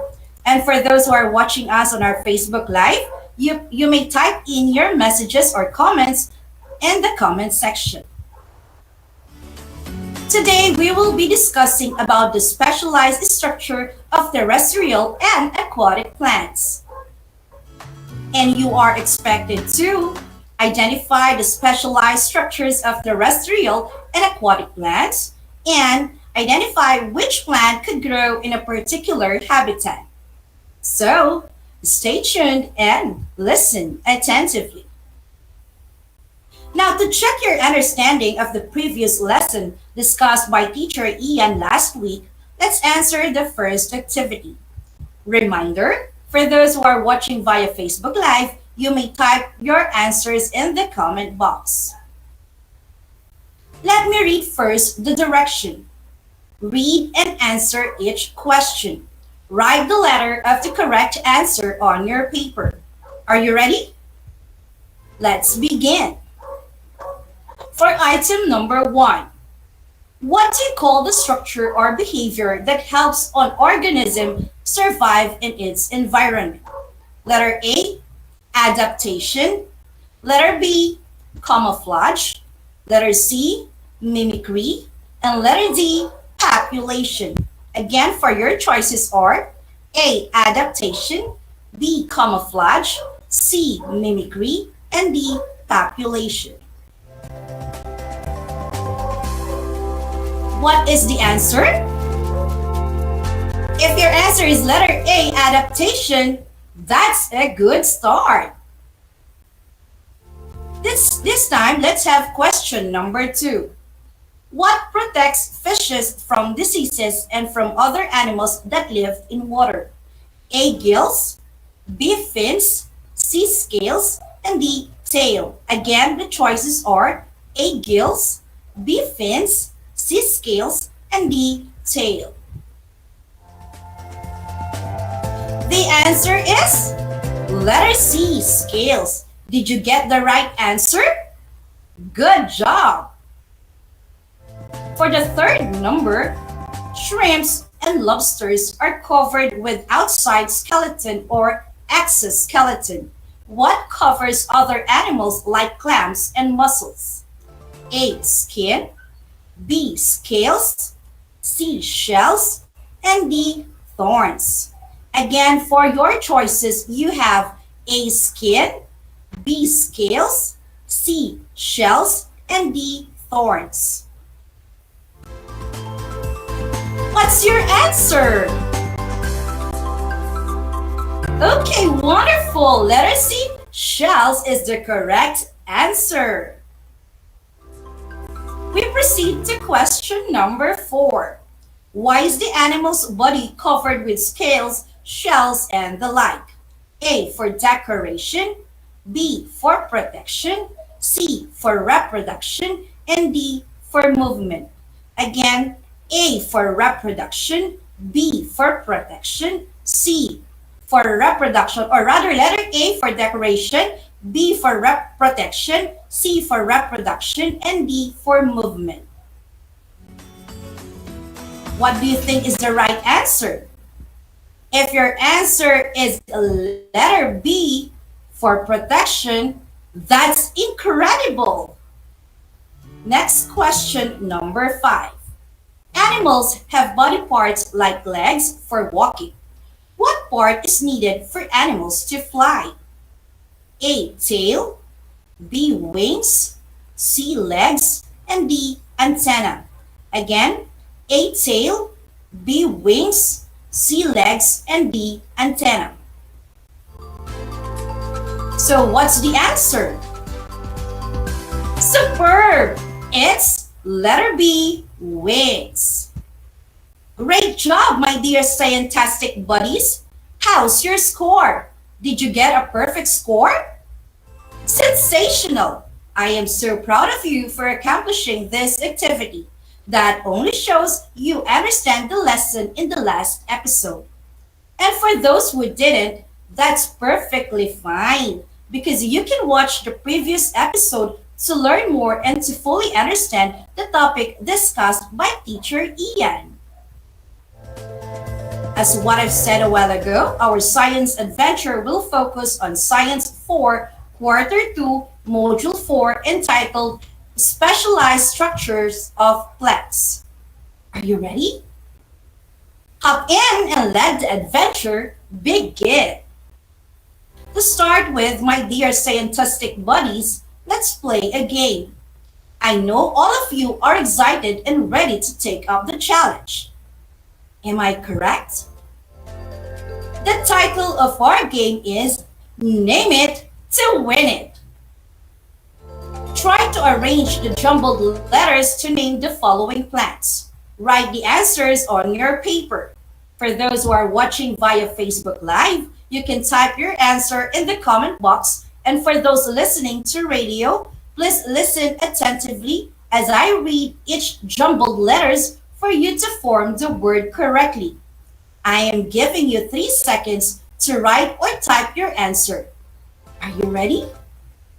Here we go. Let's proceed to our first picture. For number 1, the jumbled letters are A, C, C, S, T, U. Again, the letters are A, C, C, S, T, U. Name it to win it. Your timer starts now. Time's up. What's your answer? Yes, it is cactus. Very good. Let's move on to the second picture. The jumbled letters are O, T, L, S, U. I repeat, O, T, L, S, U. Name it to win it. Your 3-second timer starts now. Time's up. What's the name of this plant? Great job! It's a lotus plant. And for the last picture, the following letters are S, O, R, E. I repeat, S, O, R, E. Name it to win it. Your 3-second timer starts now. Time's up. Did you arrange the word properly? So, what's your answer? Amazing! Yes, it is a rose. Did you name all 3 pictures? I'm pretty sure you did, and I think you enjoyed and had fun in our game. Good job, kids! Plants are all around us. Plants, like animals, also live on land, like in our gardens, mountains, forests, deserts, and other landforms. Some are in water, like swamps, lakes, streams, rivers, seas, and other bodies of water. Others grow on logs, trunks, and trees, and rocks. Plants play a vital role in all living things. They give food to all terrestrial organisms, including us humans. Plants maintain the balance in the ecosystem. They produce oxygen and absorb carbon dioxide during photosynthesis. They live in different habitats and have specialized structures that help them adapt and survive to their changing environment. Terrestrial plants are plants that can grow on land or need to be on dry land to survive. They are terrestrial plants that are small, while others are big. There are also plants with big trunks like nara, mahogany, coconut, and mango tree, while others have soft stems like mayana and oregano. Other plants bear flowers like sampaguita, rose, sunflower, bougainvillea, and yellow bell, while others do not, like snake plants, ferns, San Francisco, and anahaw. Next, aquatic plants are the plants that lived in water. Aquatic plants are also referred to as hydrophytes, from the word hydro, which means water, and phyte meaning a plant growing. Hydrophyte means a plant growing in water. They can only grow and thrive in water environment. These plants require special adaptations for living submerged in water or at the water's surface. Aquatic plants can be classified according to their characteristics. Some are classified as submerged. The characteristics of submerged aquatic plants include having all or almost all of the plant growing underwater. Some of the examples are eelgrass, sago, pondweed, and other milfoils. Another classification is when the stems, leaves, or flowers grow out of the water. They are plants that grow partially out of the waterline. These are called immersed aquatic plants. Some of the examples are lucky bamboo, golden photos, and Kalia lily. Have you ever wondered how these plants survive and adapt to their changing environment? Nice one, kids! These plants use their specialized structures. Specialized structures are characteristics or abilities of plants to acquire their basic needs to protect themselves against predators and to help in reproduction. These are special parts of plants that make them survive and adapt to the kind of habitat when they grow. Let's observe the following pictures. What have you noticed? Nice observation, buddies! Shapes, sizes, and nature of leaves were present in order to adapt to their environment. Some plants have waxy leaves like gabi and jade plant to protect themselves from dehydration as a result from too much exposure to sunlight. Big, broad leaves of bananas and other plants to efficiently trap more energy. Some have sharp, spiny, and thorny leaves that help them to protect against predators. Other terrestrial plants also have strong, smelly leaves like citrus plants. And some aquatic plants have flat, buoyant, and broad leaves. These structures help them to float in water. Others have fleshy stems to store water and spines to protect them from predators like cactus. They can also grow in dry soil with small amount of water. Others have thorns, serve as protective structures. Macahiya, rose, and bougainvillea are some of the examples. Other plants have hairy stems like lipang aso, okra, and squash. Some plants also have rough and thick bark that prevent insects and other animals from boring into their trunks. Other aquatic plants have smaller roots which water can diffuse directly into leaves. Some have feathery roots and specialized roots for taking in oxygen.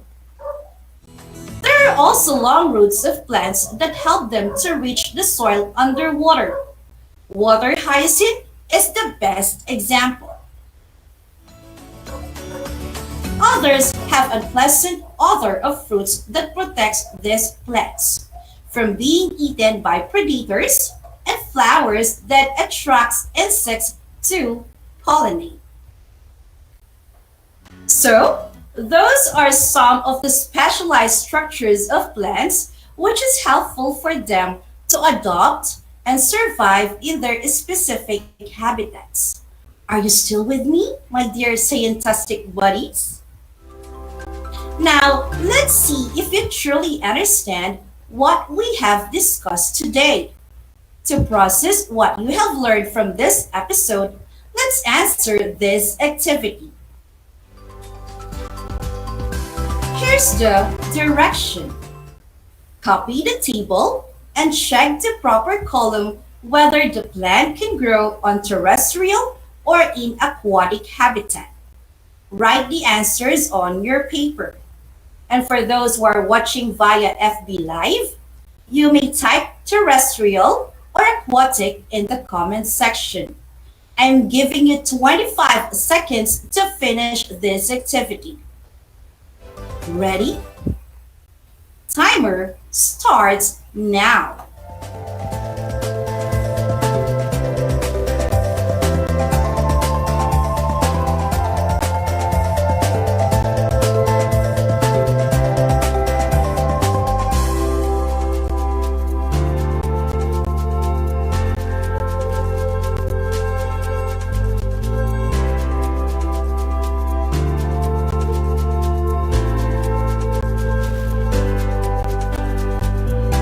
Time's up! It's time to check your answers, my dear scientific buddies. Ready? Wonderful. Number 1, cactus. Cactus is growing on terrestrial habitat. Second item, water hyacinth is on aquatic plant. Let's proceed to the third item. Lotus can grow in water or in aquatic habitat. Let's continue, kids, for number 4. Citrus plant is considered as terrestrial plants. For the last item, pineapple is a plant that grows on land. So, how's your score this time? Did you get a perfect score? That's incredible. If not, I know you can do better next time. Now, my dear scientific buddies, let's have a quick recap on what we have discussed today. Terrestrial plants are plants that grow on land. On the other hand, aquatic plants are plants that live in water.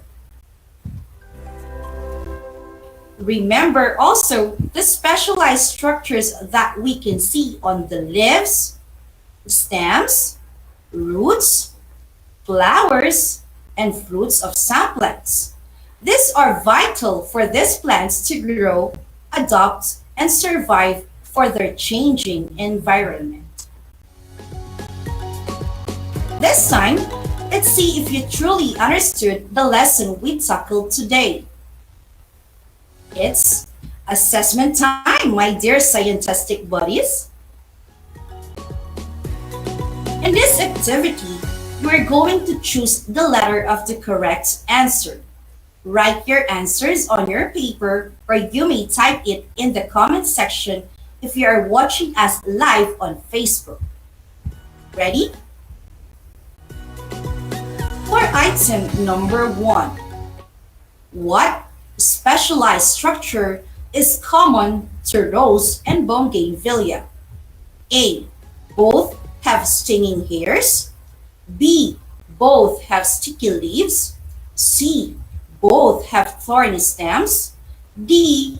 Both have fibrous fruits. Again, for number 1, what specialized structure is common to rose and bougainvillea? A. Both have stinging hairs. B. Both have sticky leaves. C. Both have thorny stems. And D. Both have fibrous fruits.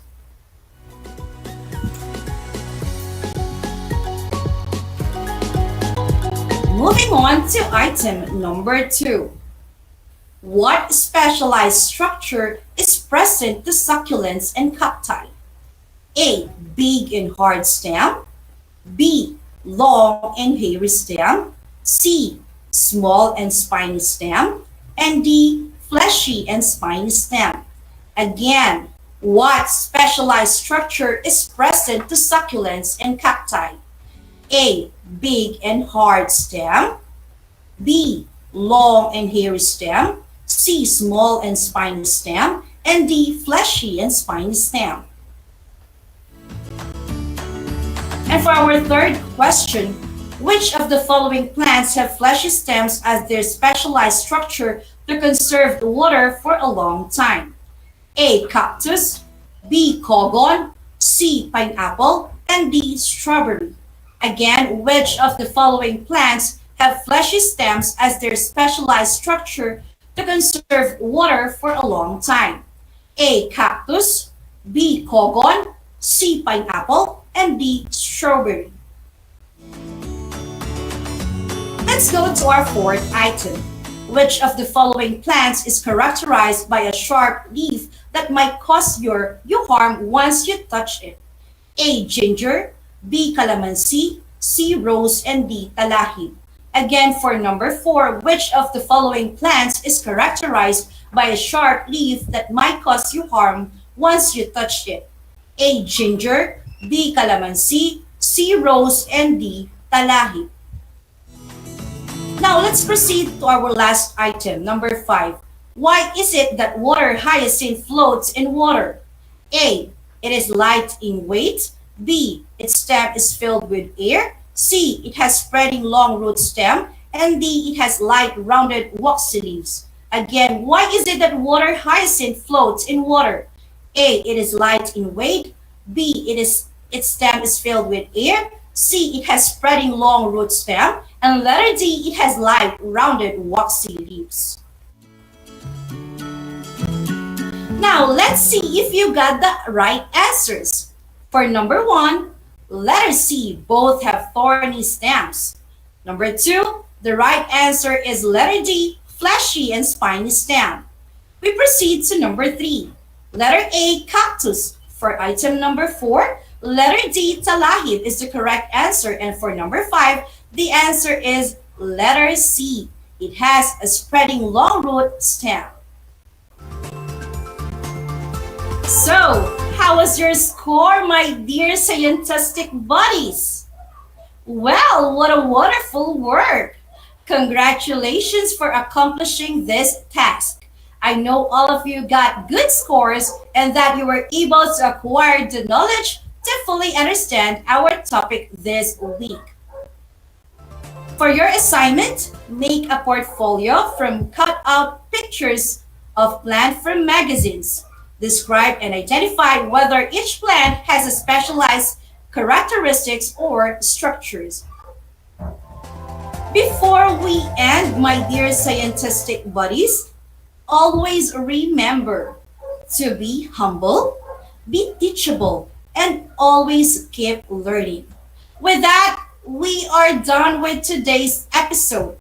For those who are sending their answers, questions, and messages using the comment section of our FB Live, I'll check them out later after our session. See you again for another fun-filled learning adventure in Science Grade 4. It is the world of exploration, discovery, invention, and technology. Please continue to tune in to Aral TarlakHenyo on RTV Tarlac Channel 26, simulcast over DZTC 828 Radyo Pilipino Tarlac.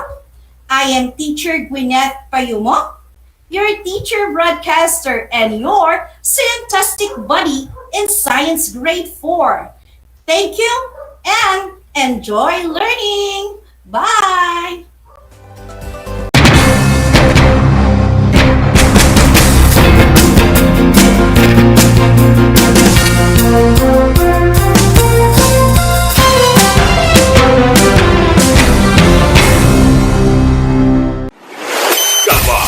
Radyo Pilipino. Impormasyong may kalidad, serbisyong may halaga. Saan mang bahagi ng Pilipinas. On air. Saan mang bahagi ng mundo. Online. Ano mang uri ng pamumuhay. Kasama, katuwang, kapinoy. Kabahagi mo. Radyo Pilipino. Radyo Pilipino. This is my story. Ano ang kwento ng buhay mo? Malungkot? Masaya? May kababalaghan o puno ng aksyon?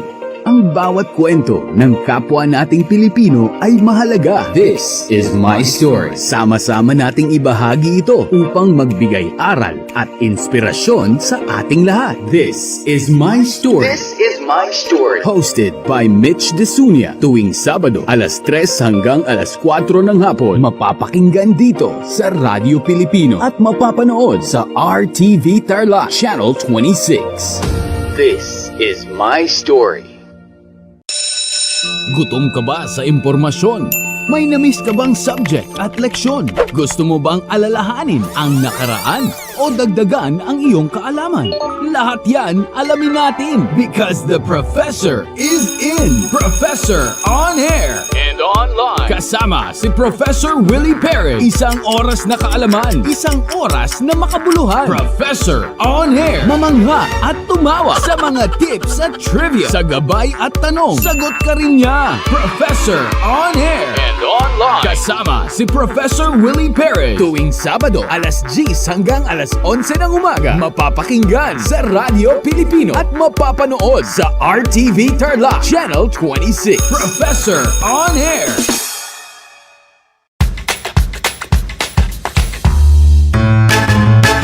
Alam niyo ba na ang salitang yoyo at ang makabagong bersyon nito ay naimbento ng isang Pilipinong nagngangalang Pedro Flores? Taong 1920s nang dinala ni Flores ang laruang ito sa Estados Unidos. Sinimulan niya ang paggawa nito sa kanyang maliit na pabrika sa California at ipinakita sa mga tao ang iba't ibang tricks ng paggamit nito. Alam mo na, yan ang yo-yo! Ang Tagalog ay ang wika ng mga taga-Quezon, Batangas, Bulacan at ng iba pang katutubong nagsasalita nito. Ang Filipino ay ang pambansang wika batay sa tanathana ng 1987 Constitution. Tara na at matuto ng salitang Filipino. Manood at makinig ng Aral TarlakHenyo sa RTV Tarlac, Channel 26 at sa bayang naririnig sa Radyo Pilipino, DZTZ 828 at napapanood din live sa FB page at YouTube channel na RTV Tarlac Channel 26. Manood at matuto ng ating mga aralin sa Filipino. Dito lang yan sa Aral TarlakHenyo. Ako si Ma'am Crystal May Aquino, ang inyong teacher broadcaster sa Filipino.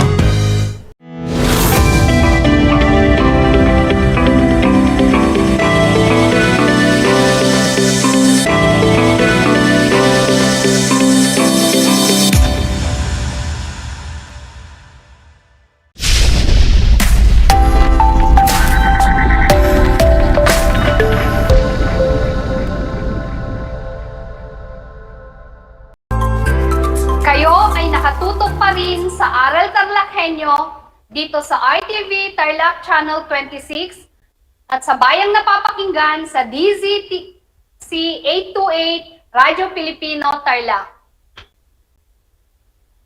Magandang araw sa mga ginigiliw kong mag-aaral ng ika-4 na baitang. Ako ang inyong guro, Ginang Janice F. Alitin, na sasamahan at gagabayan kayo sa Most Essential Learning Competency na ibibigay ang kahulugan ng mga salitang pamilyar at di pamilyar sa pamamagitan ng pag-uugnay sa sariling karanasan.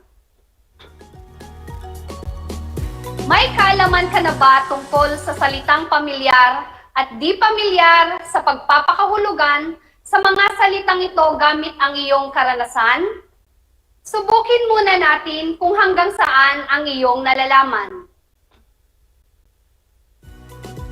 Bago natin simulan ang talakayan, siguruhing nasa isang lugar kayo na komportable at maayos na naririnig ang ating broadcast. Mga bata, ihanda na ninyo ang inyong learning materials sa Filipino, papel at lapis o ballpen. Makinig at intindihing mabuti ang aking mga ituturo nang sa ganon ay makasagot kayo ng wasto sa inyong mga sasagutan. Handa na ba kayo mga bata? Gamitin ang inyong sariling karanasan upang maibigay ang kahulugan ng mga salitang nakadiin. Hanapin ang kahulugan nito sa loob ng kahon. Para sa unang bilang, ang anumang problema ay kayang lutasin kung sama-sama. Ambisyon, kasama, pareho, solusyonan, tumatag. Uulitin ko, ang anumang problema ay kayang lutasin kung sama-sama. Ambisyon, kasama, pareho, solusyonan, tumatag. Bibigyan ko kayo ng 3 segundo para ibigay ang tamang sagot. Ang inyong oras ay tapos na. Kung ang sagot ninyo ay solusyonan, tama mga bata, ang kahulugan ng salitang lutasin ay solusyonan. Para sa ikalawang bilang, ang aking pagsisikap ay nagmumula sa pangarap kung magandang bukas para sa aking sarili at para sa aking pamilya. Ambisyon, kasama, pareho, solusyonan, tumatag. Ulitin ko mga bata, ang aking pagsisikap ay nagmumula sa pangarap kung magandang bukas para sa aking sarili at para sa aking pamilya. Mayroon kayong 3 segundo para ibigay ang tamang sagot. Ang inyong oras ay tapos na. Ano ang inyong sagot, mga bata? Ambisyon, tama. Ang kahulugan ng salitang pangarap ay ambisyon. Para sa ikatlong bilang, maaaring hindi tugma ang aking opinyon sa pananaw ng inyong pamilya o kaibigan. Ambisyon, kasama, pareho, solusyonan, tumatag. Uulitin ko, maaaring hindi tugma ang aking opinyon sa pananaw ng iyong pamilya o kaibigan. Bibigyan ko kayo ng 3 segundo para ibigay ang tamang sagot. Ang inyong oras ay tapos na. Kung ang sagot ninyo ay pareho, tama mga bata, ang kahulugan ng salitang tugma ay pareho. Nagagalak ako mga bata at nakuha ninyo ang mga tamang sagot. Magaling! Maaari na tayong magpatuloy sa ating leksyon. Sa pagkakataong ito, tingnan natin kung naintindihan ninyo ang inyong nakaraang aralin. Huhulaan ninyo ang mga tinutukoy na mga bagay na ginagawa at ginagamit ninyo. Handa na ba kayo mga bata? Para sa unang tanong, ginagamit mo ito sa pagsulat. Ano ito? Kung ang sagot ninyo ay lapis, tama mga bata, mahusay. Para sa ikalawang tanong, ginagawa mo ito upang maging malinis at hindi masira ang iyong ngipin. Ano ito? Ang tamang sagot ay magsepilyo. Tama, mga bata. Para sa ikatlong tanong, ginagawa mo ito pagkagising at bago matulog bilang pasasalamat sa Diyos. Ano ito? Ano ang inyong sagot, mga bata? Magdasal. Tama. Nagagalak ako at nakuha ninyo ang mga tamang sagot. Pamilyar na salita ang lahat ng inyong ibinigay na sagot, hindi ba? Kung gayon, sa araling ito ay gagamitin natin ang inyong dating kaalaman at karanasan sa pagbibigay kahulugan ng mga pamilyar at di pamilyar na salita. Tara na mga bata! Basahin natin ang usapan ng dalawang magkaibigan. Ako ay nagtanim ng puno sa aming likod bahay. Ako naman ay lumahok sa proyektong sagipin ng kalikasan upang mapanatiling maganda ang ating paligid. Sagutin natin ang bawat tanong. Para sa unang tanong, tungkol saan ang kanilang usapan? Tama mga bata, tungkol sa pagtatanim upang mapaganda ang ating kalikasan. Para sa ikalawang tanong, paano ka makatutulong sa inang kalikasan upang mapanatili ang kanyang kagandahan? Panatilihing malinis ang kapaligiran. Tama mga bata. Para sa ikatlong katanungan, sa usapan, may mga pamilyar at di pamilyar na salita na ginamit. Ano-ano ang mga ito? Ano ang sagot ninyo mga bata para sa pamilyar na salita? Tama! Ang sagot ninyo ay nagtanim at maganda. Ano naman ang mga salitang di pamilyar na ginamit sa usapan? Ang sagot ay sagipin at lumahok. Upang mas lalo pa ninyong maintindihan ang ating aralin sa araw na ito, halina at sagutin ang inihanda kong pagsasanay. Basahin at unawaing mabuti ang mga kahulugan ng salita na nakapaloob sa kahon. Piliin sa loob ng pangungusap ang salitang tinutukoy nito. Gamitin ang inyong sariling karanasan upang matukoy ang tamang salita. Para sa unang bilang, ikaw ay masaya kapag kasama ang iyong pamilya. Sila ang iyong kayamanan. Binubuo ng tatay, nanay, at mga kapatid. Uulitin ko, ikaw ay masaya kapag kasama ang iyong pamilya. Sila ang iyong kayamanan. Binubuo ng tatay, nanay, at mga kapatid. Bibigyan ko kayo ng 3 segundo upang ibigay ang tamang sagot. Ano ang tinutukoy ng mga salitang nasa loob ng kahon? Pamilya, tama mga bata.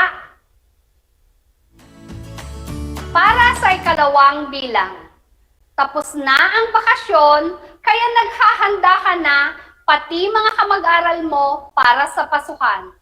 Panahong papunta na sa paaralan ang mga mag-aaral. Uulitin ko, tapos na ang bakasyon, kaya naghahanda ka na pati mga kamag-aaral mo para sa pasukan. Panahong pagpunta sa paaralan ang mga mag-aaral. Mayroon kayong 3 segundo upang ibigay ang tamang sagot. Ano ang tinutukoy ng mga salitang nasa loob ng kahon? Ang tamang sagot ay pasukan. Magaling mga bata. Para sa ikatlong bilang, tayo ay dapat kumain ng almusal. Ito ang mahalagang pinagkukunan natin ng lakas para sa maghapon. Pagkain sa umaga. Uulitin ko, tayo ay dapat kumain ng almusal. Ito ang mahalagang pinagkukunan natin ng lakas para sa maghapon. Pagkain sa umaga. Muli, ay bibigyan ko kayo ng 3 segundo upang ibigay ang tamang sagot. Ano ang tinutukoy ng mga salitang nasa loob ng kahon? Ang tamang sagot ay almusal. Magaling mga bata. Binabati ko kayo mga bata. Nagagalak ako at naintindihan na ninyong mabuti ang ating aralin ngayon. Tandaan mga bata, ang salitang pamilyar ay mga salitang lagi mong naririnig sa araw-araw. Ang salitang di pamilyar ay mga salitang hindi mo laging naririnig sa araw-araw. Ang kahulugan ng pamilyar at di pamilyar na salita ay maaaring maibigay sa tulong ng dating kaalaman o sariling karanasan. Upang lubos na mapalawak ninyo ang pagbibigay kahulugan ng mga salitang pamilyar at di pamilyar sa pamamagitan ng pag-uugnay sa iyong karanasan, isagawa pa ang sumusunod na gawain.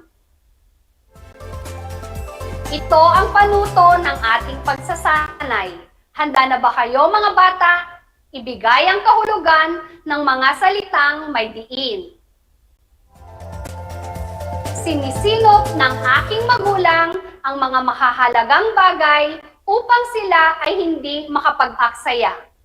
Uulitin ko, sinisilop ng aking magulang ang mga mahahalagang bagay upang sila ay hindi makapag-aksaya. Kayo ay may 3 segundo upang ibigay ang tamang sagot. Ano ang sagot mga bata? Tinitipid. Tama ang sagot ninyo. Sinusuklian ko ng pag-aaral ng mabuti ang pagsasakripisyo ng aking mga magulang. Uulitin ko, sinusuklian ko ng pag-aaral ng mabuti ang pagsasakripisyo ng aking mga magulang.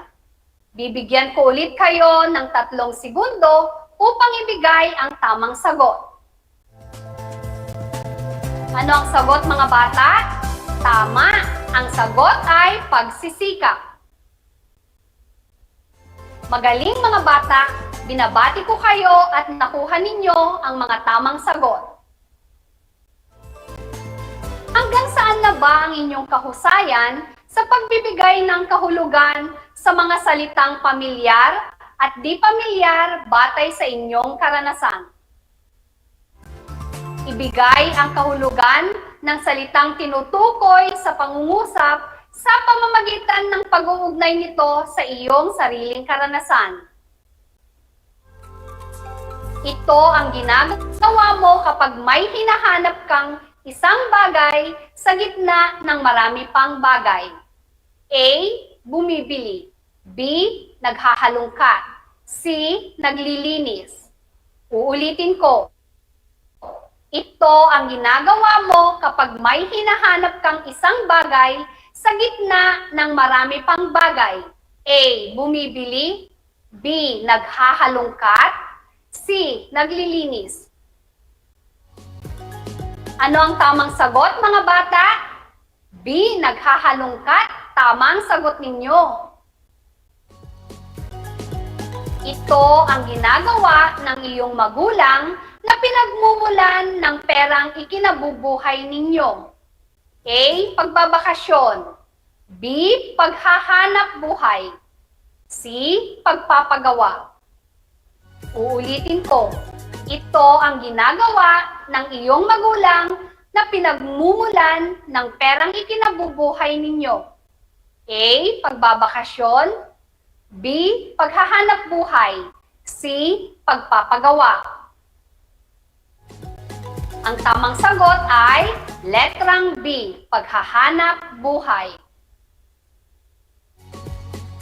Ito ang nangyayari sa iyo kapag sobrang excited ka sa isang bagay at hindi mo na halos masabi ang gusto mong sabihin.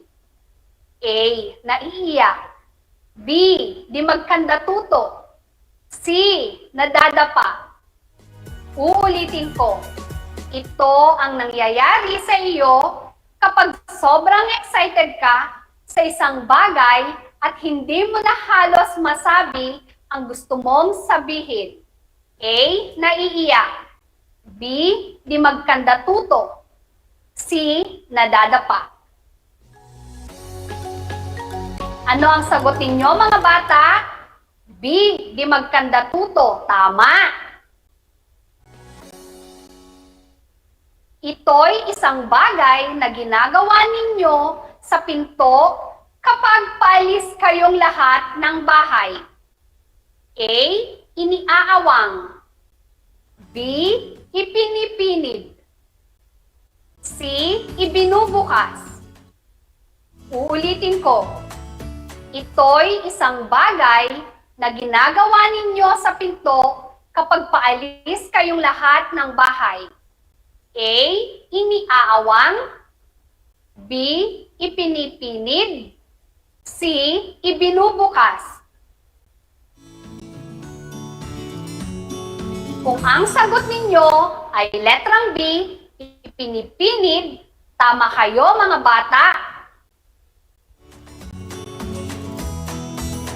Ito'y isang panahong pinananabikan ng mga batang tulad mo dahil kasabay nito ang isang mahabang bakasyong umaabot ng halos 2 buwan. A. Tag-init. B. Araw ng mga bayani. C. Pasko. Uulitin ko, ito'y isang panahong pinananabikan ng mga batang tulad mo dahil kasabay nito ang isang mahabang bakasyong umaabot ng halos 2 buwan. A. Tag-init. B. Araw ng mga bayani.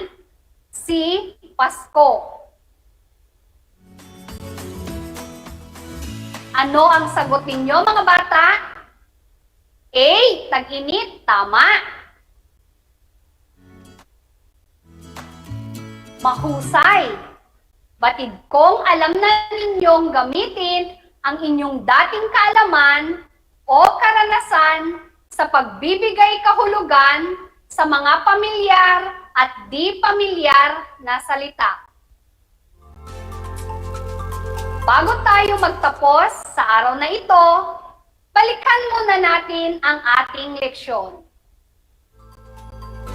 Paano maibibigay ang kahulugan ng mga salitang pamilyar at di pamilyar?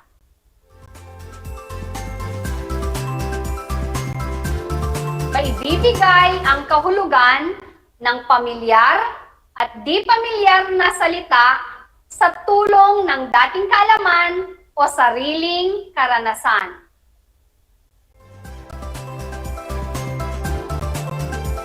Para sa inyong post-listening activity, sagutin ninyo ang karagdagang gawain sa pahina 11 sa inyong module.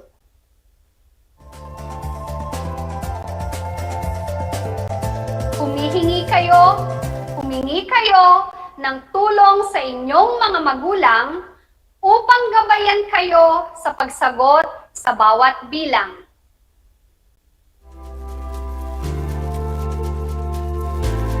Sa mga minamahal naming magulang, gabayan po ninyo ang inyong mga anak upang maibigay nila ang tamang sagot sa bawat bilang.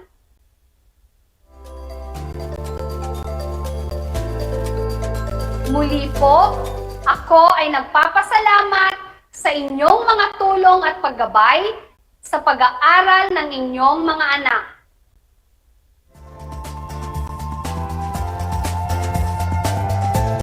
Binabati ko kayo at natapos natin ng masaya at masigla ang ating aralin sa araw na ito. Hiling ko na sana ay patuloy ninyong maisa sa isip ang lahat ng mga natutunan ninyo at magamit ang mga kaalaman sa inyong pang-araw-araw na pamumuhay.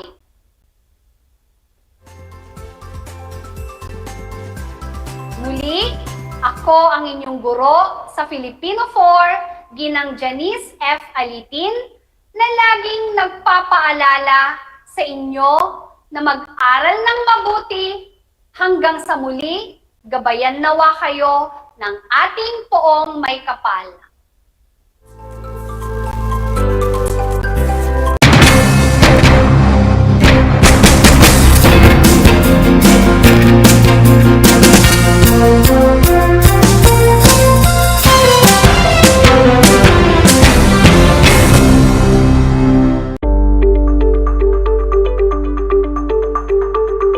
Sa pagnanais na mapigilan ng ating pamahalaan ang pagdami ng bilang ng mga kaso ng COVID-19, binuo ang One Hospital Command Center o OHCC upang mas mabilis na matugunan ang medikal na pangangailangan ng ating mga kababayan. Bukas ang OHCC 24 oras araw-araw. Tumawag lamang sa mga hotline nito sa 0919-977-3333 o 0915-777-7777 o 02-886-50500.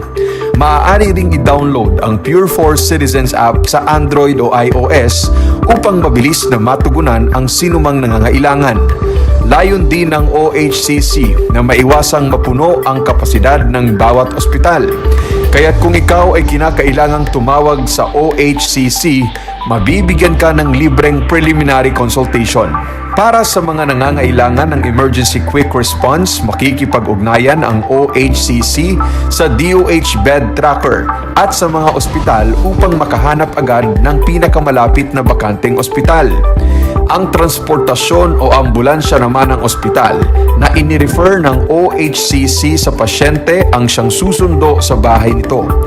Kaya't kapag ikaw ay nakakaranas ng anumang sintomas ng COVID-19 o nangangailangan ng agarang tulong medikal, tumawag lamang sa OHCC at handa silang tumulong sa lahat ng oras.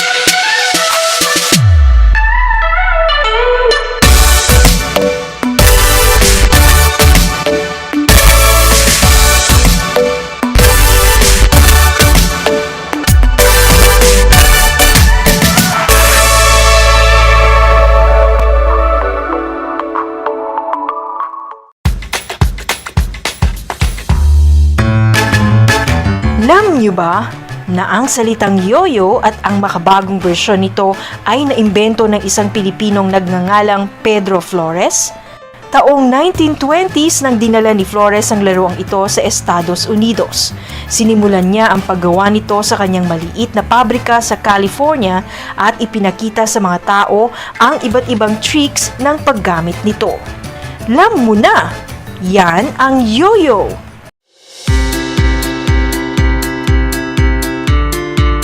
Upang matugunan ang mga kinakaharap na pagsubok ng mga guro at mag-aaral sa gitna ng kasalukuyang pandemya, nagsanib tulong sina Congressman Charlie Cojuangco ng unang distrito ng Tarlac, DEPED Region 3 Regional Director Dr. May B. Eclar at Tarlac Schools Division Superintendent Dr. Ronaldo Pozon para sa isang napapanahong proyekto na tinaguriang Project Shine, Aral TarlakHenyo. Ang mga mag-aaral ng Grade 4 at Grade 5, ganun din ang Grades 8 and 9 sa buong probinsya ng Tarlac, kasalukuyang sumasailalim sa radio-based instruction. Katuwang ang himpilang DZTZ 828 kHz AM at RTV Tarlac, Channel 26. Ang Tarlac po nangunguna po ngayon pagdating po sa radio-based instruction. Marami pong humahanga sa atin. I'm very happy this station, itong DCTC, could reach the whole of Region 3. Hindi natin alam, we are contributing. We are creating a very big dent in the history of Philippine education. And I am proud. I am here in Tarlac. This is the noble cause of education in which you and I, without you knowing it, we are bound to do.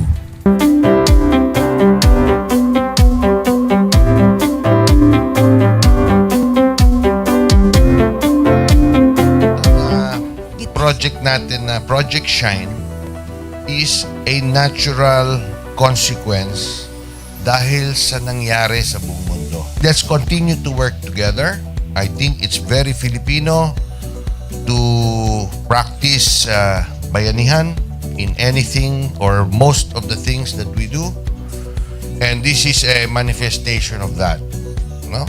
We have private sector, we have DEPED, we have local government, all working together. And I hope the parents of some of these children, especially the parents that did not graduate from school or hindi nakapag-aral nung sila ay bata, sana naman gamitin na nila itong opportunity na mag-schooling na rin sila kasama ng mga anak nila para mag-bonding pati ang mga magulang sa mga bata. I look at this as doing God's work. Diba? So if you do God's work, it feels right. It's righteous. It's for good, not for evil. Good morning and happy learning, grade 4. Welcome to Aral TarlakHenyo here on RTV Tarlac, Channel 26. Simulcast over DZTZ 828. Radio Filipino Tarlac. I am Teacher Mercy Pacheco Bognot. This is Alistair Aidatu. I am Marie Josephine B. Andrade. I am Teacher Princess Marie M. Dueñas, and I will be your teacher broadcaster for today.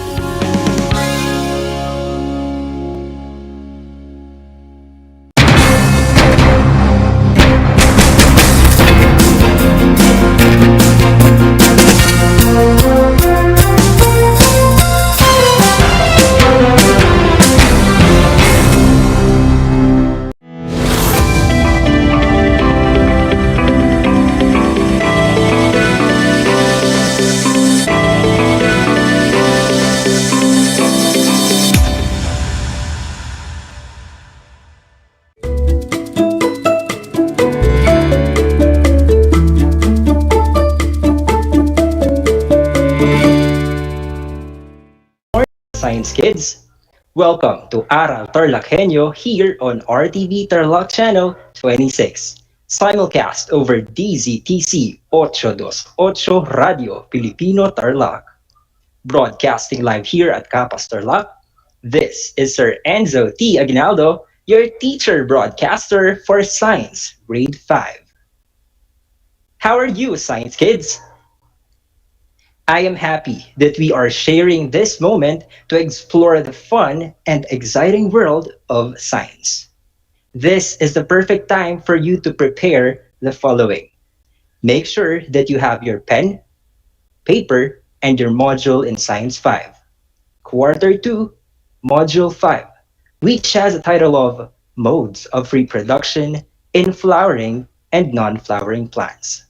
Again, the title is Modes of Reproduction in Flowering and Non-Flowering Plants. Then, open it on page 3, Lesson 1, Sexual Reproduction in Plants. Again, open it on page 3, Lesson 1, Sexual Reproduction in Plants. Are you ready to gain new learnings? That's awesome! I would like to introduce myself as your plant teacher, the teacher who loves plants. Let us have an activity entitled Unwilted versus Wilted. This is about the parts of a flower and their functions. I would like you to get a paper, and this is what you are going to do. Draw an unwilted flower if the statement is correct, and draw a wilted flower if it is incorrect. Again, draw an unwilted flower if the statement is correct, and draw a wilted flower if it is incorrect. I will repeat the statement in each item once, and you will have 5 seconds to answer every item. And for those watching via FB Live, you may type your answer in the chat box. Are you ready? All right, number 1. The male reproductive part is called the stamen, and it is composed of 2 parts, the filament and anther. Again, the male reproductive part is called the stamen, and it is composed of 2 parts, the filament and anther. Is it unwilted or wilted flower for that? Your timer starts now. 1, 2, 3, 4, 5. Time has ended. The correct answer is the unwilted flower. And if your answer is the unwilted flower, very good, kids. Number 2. The filament supports the anther. Again, the filament supports the anther. What is your answer? An unwilted flower or a wilted flower? Your timer starts now. 1, 2, 3, 4, 5. Time has ended. The correct answer is the unwilted flower. If your answer is the unwilted flower, very good, kids. Number 3. The anther produces and contains pollen grains or the sperm cells. Again, the anther produces and contains pollen grains or sperm cells. Is it an unwilted flower or a wilted flower for that? The timer begins now. 1, 2, 3, 4, 5. Time has passed. The correct answer is the unwilted flower. If your answer is the unwilted flower, you are amazing. Number 4. The female reproductive part is called the pistil. The pistil is composed of 3 parts, the stigma, the style, and the ovary. Again, the female reproductive part is called the pistil. The pistil is composed of 3 parts, the stigma, the style, and the ovary. What is your answer? An unwilted flower or a wilted flower? The timer begins now. 1, 2, 3, 4, and 5. Time has passed. The correct answer is the unwilted flower. If your answer is unwilted flower, you are amazing. Number 5. The stigma catches the pollen grains dropped by the pollinators like insects. Again, the stigma catches the pollen grains dropped by the pollinators like insects. What will you draw? An unwilted flower or a wilted flower? Your timer starts now. 1, 2, 3, 4, and 5. Time is up. The correct answer is the unwilted flower. For those who got the correct answer, good job. Number 6. The style connects the stigma to the petals. Again, the style connects the stigma to the petals. What is your answer? An unwilted flower or a wilted flower? Your timer starts now. 1, 2, 3, 4, and 5. Time has ended. The correct answer is the wilted flower. The style connects the stigma to the ovary and not to its petals. If your answer is wilted flower, very good, kids. Number 7. The ovary produces and contains the ovules which carry egg cells that will be developed into seeds upon fertilization. Again, the ovary produces and contains the ovules which carry egg cells that will be developed into seeds upon fertilization. Is it unwilted flower or wilted flower for that? The timer begins now. 1, 2, 3, 4, and 5. Time has passed. The correct answer is unwilted flower. If your answer is unwilted flower, you are amazing. My science kids, I hope that you got a high or perfect score. Science kids, I assure you that today's discussion will be exciting. Did you ever think of how flowering plants reproduce? That's great! But before that, let us have our second activity entitled The Attractive Flower. You need to answer the following questions.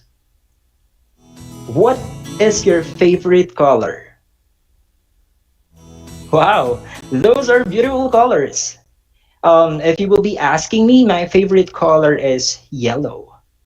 For my next question, what is your favorite scent and taste?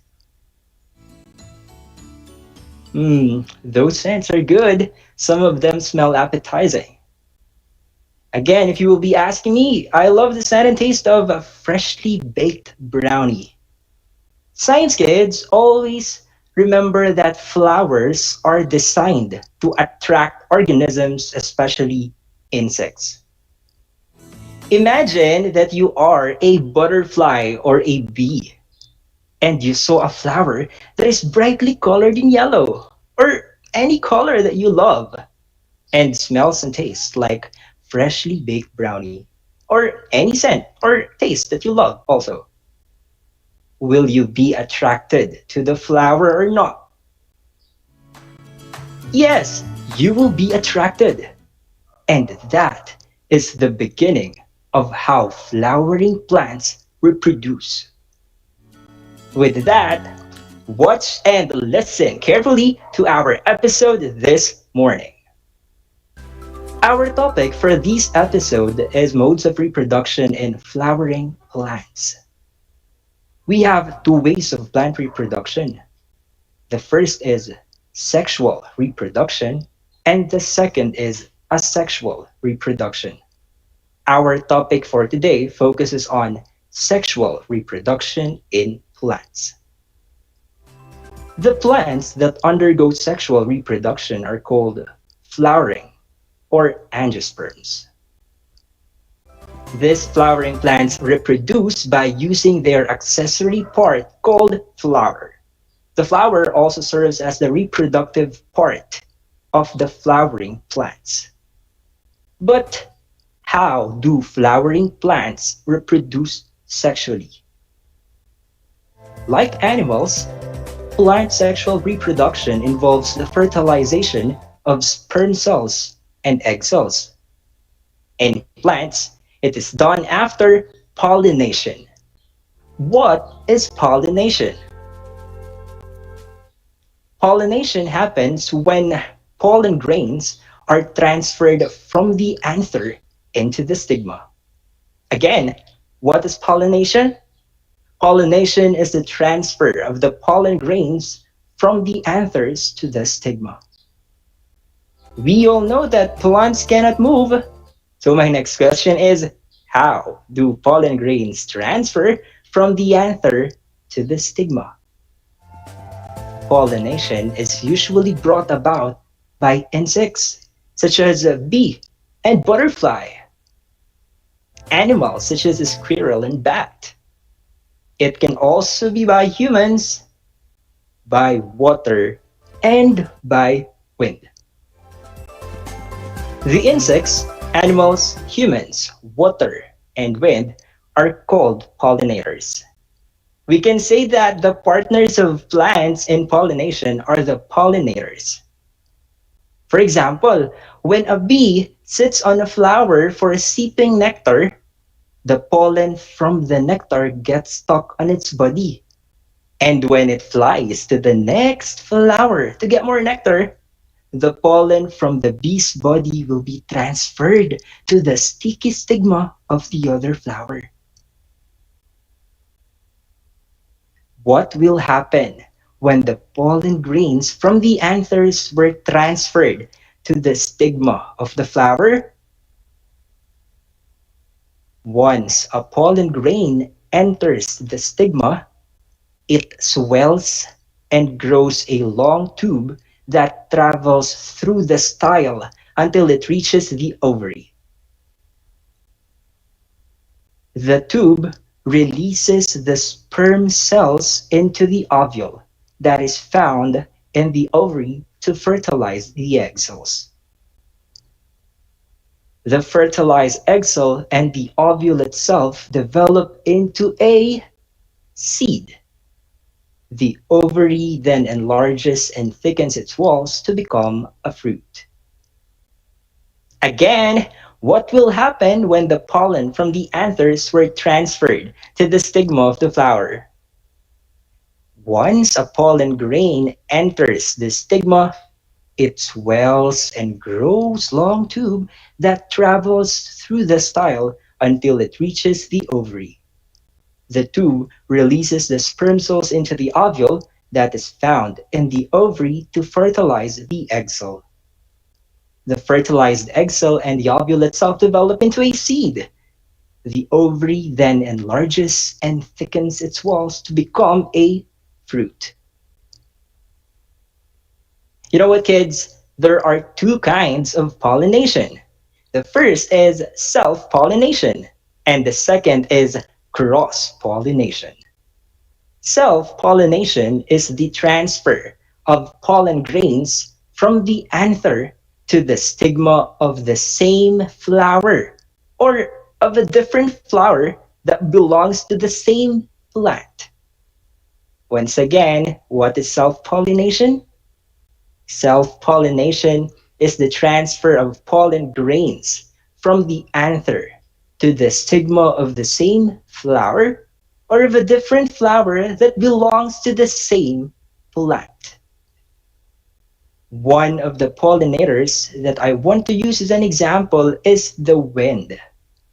When it blows the flowers, the lighted pollen grains will disperse into the air and will eventually fall into the sticky stigma of the same flower or to the same flower that belongs to the same plant. Lilies, roses, sunflowers, tulips, tomatoes, and peas undergo self-pollination. We move on to cross-pollination. Cross-pollination is the transfer of pollen grains from the anther of a flower to the stigma of another flower that belongs to another plant, but of the same kind. Cross-pollination is the most common form of pollination. Once more, what is cross-pollination? Cross-pollination is the transfer of pollen grains from the anther of a flower to the stigma of another flower that belongs to another plant, but of the same kind. Cross-pollination is the most common form of pollination. For example, when a butterfly sits on a flower to sip nectar, the pollen from the nectar gets stuck on its body, and when it flies to the next flower that belongs to the other plant, the pollen from the butterfly's body will be transferred to its sticky stigma. The flowers of coconut, papaya, watermelon, bitter gourd, and cucumber flowers undergo cross-pollination. Now, my dear science kids, to measure your learnings, let us have a short quiz. I would like you to get a paper, and this is what you are going to do. Answer the following questions. Again, answer the following questions. I will repeat the question once, and you will have 5 seconds to answer every item. Number 1. What do you call the transfer of pollen grains from the anther to the stigma of the same flower or of a different flower that belongs to the same plant? Again, what do you call the transfer of pollen grains from the anther to the stigma of the same flower or of a different flower that belongs to the same plant? What is your answer? Your time begins now. 1, 2, 3, 4, and 5. Pens up. Let us continue with number 2. What do you call the transfer of pollen grains from the anther of a flower to the stigma of another flower that belongs to another plant, but of the same kind? Again, what do you call the transfer of pollen grains from the anther of a flower to the stigma of another flower that belongs to another plant, but of the same kind? What is your answer? Your timer starts now. 1, 2, 3, 4, 5. Time has ended. Let us see if you gained something from our discussion. Let's start checking your work. But before that, kids, practice honesty all the time. Number 1. What do you call the transfer of pollen grains from the anther to the stigma of the same flower or of a different flower that belongs to the same plant? The correct answer is self-pollination. And if self-pollination is your answer, great job! Number 2. What do you call the transfer of pollen grains from the anther of a flower to the stigma of another flower that belongs to another plant, but of the same kind? Again, number 2. What do you call the transfer of pollen grains from the anther of a flower to the stigma of another flower that belongs to another plant, but of the same kind? The correct answer is cross-pollination. If you got the correct answer, amazing!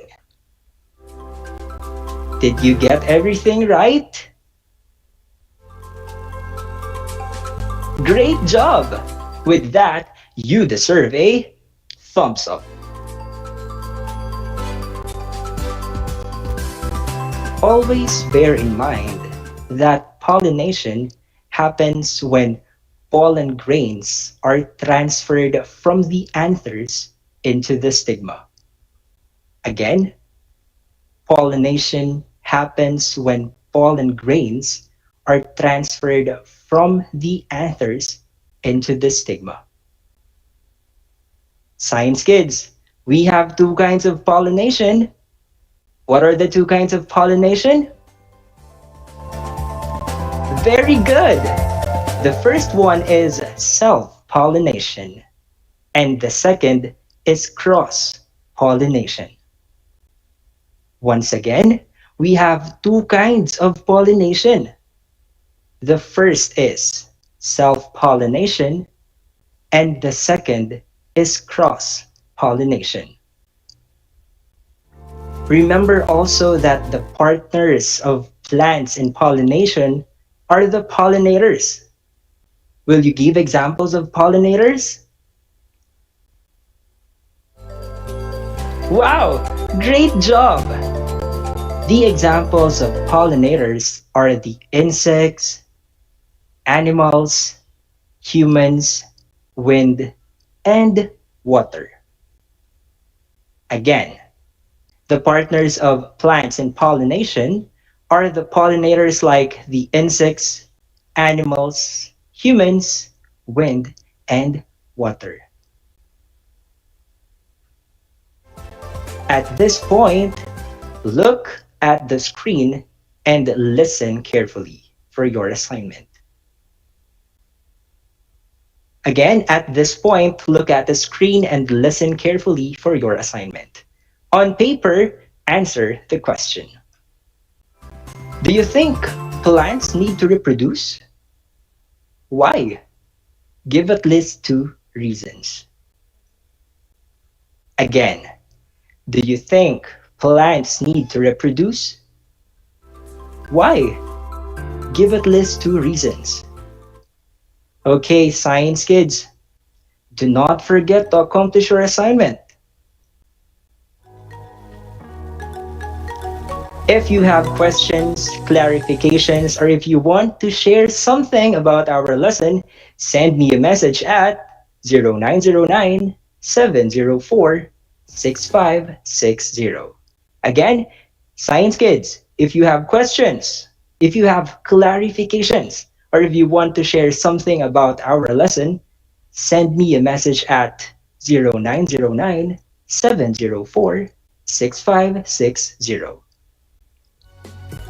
This is Project Shine Aral TarlakHenyo, brought to you by the Department of Education, Division of Tarlac Province, in cooperation with DZTC 828 AM station and RTV Tarlac Channel 26.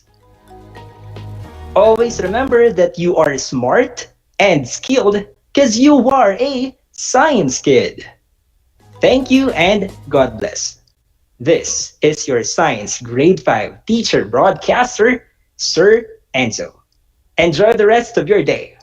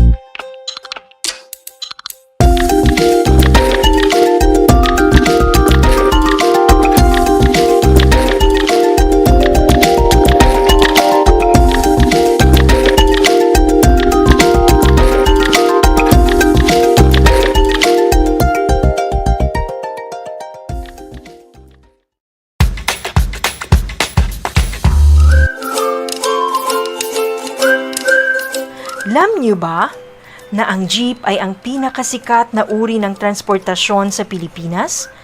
May nagsasabi na ang pangalang jeep ay hango sa salitang jeepy na ang ibig sabihin ay general purpose or government purpose na naglalarawan ng military jeep na ginamit noong World War II. Pagkatapos ng digmaan, iniwan na ng mga sundalong Amerikano ang libu-libong jeep sa kalsada ng Maynila. Ang matibay at makulay na jeepney nga raw ay truly mestizo dahil sa half local at half foreign na katangian nito. Alam nyo na, yan ang jeepney. How are you today? Hello, everyone. Hello, learners of Tarlac. Good morning, Math Talino Grade 4 learners! Welcome to Aral TarlakHenyo here on RTV Tarlac Channel 26. Simulcast over DCTC Radio Filipino Tarlac.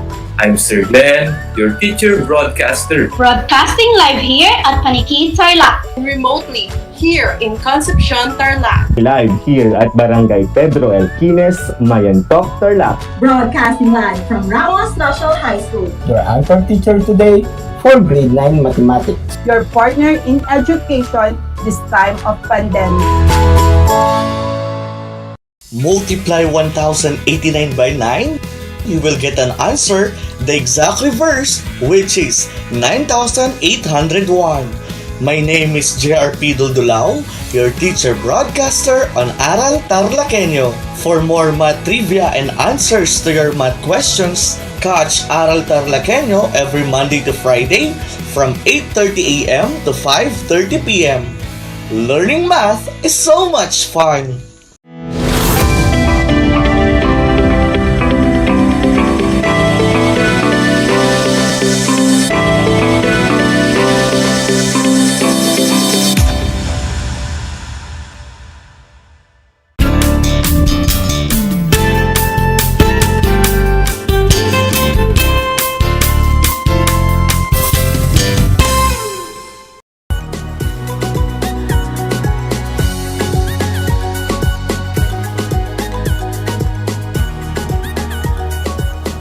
Morning, everyone. Hello, grade 5 learners. Welcome to Project Shine Aral TarlakHenyo here on RTV Tarlac Channel 26 and Cable TV Channel 100. Simulcast over DZTC 828 Radio Filipino Tarlac. You can also catch us live at RTV Tarlac Facebook Live and YouTube channel. Today is Monday, December 6, 2021. I am teacher Marlon Gutierrez Pexon, your teacher broadcaster for Mathematics Grade 5, bringing your lesson on air live via remote broadcast from Kabiling, Tarlac. My dear learners, join me today as we explore and learn another fun-filled lesson. Make sure that you are free from any distractions so that you can concentrate on your lesson and hear me well over our broadcast.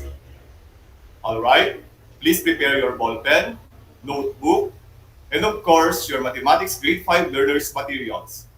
Also, don't forget to bring a glass of water beside you to stay hydrated. Okay, then, let's begin. Last Wednesday with Teacher Ellie Makapulay, you have learned solving routine and non-routine problems involving addition and subtraction of decimal numbers, including money, using appropriate solving strategies and tools. Can you still recall? Let us have a 3-item review activity. Listen to each item carefully. Write the letter of your answer in your notebook. If you are watching live on Facebook, you may also type in your answer in the comment box. Are you ready? Let's proceed. Markel ran 5.65 kilometers on the first week, 4.7 kilometers on the second week, and 7.35 kilometers on the third week. How many kilometers did Markel run in 3 weeks? A. 17.60 kilometers. B. 17.70 kilometers. You have 5 seconds to answer. Go!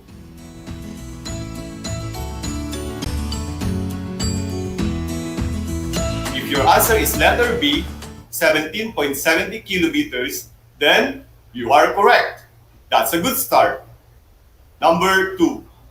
Audrey bought grocery items worth 345 pesos and 60 centavos. How much of her 500 pesos was left? A. 154 pesos and 40 centavos. B. 155 pesos and 60 centavos. Another 5 seconds. Go!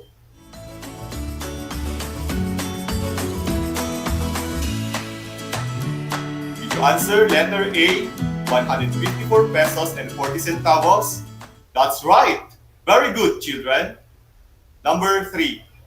Marie bought Christmas gifts for her parents. A pair of shoes worth 695 pesos and 75 centavos and a pair of socks worth 105 pesos and 50 centavos for her father, and a dress worth 1,189 pesos for her mother. If she gave the cashier 2,000 pesos, how much would be her change? A. 9 pesos and 25 centavos. B. 9 pesos and 75 centavos. I will give you 10 seconds to answer. Go!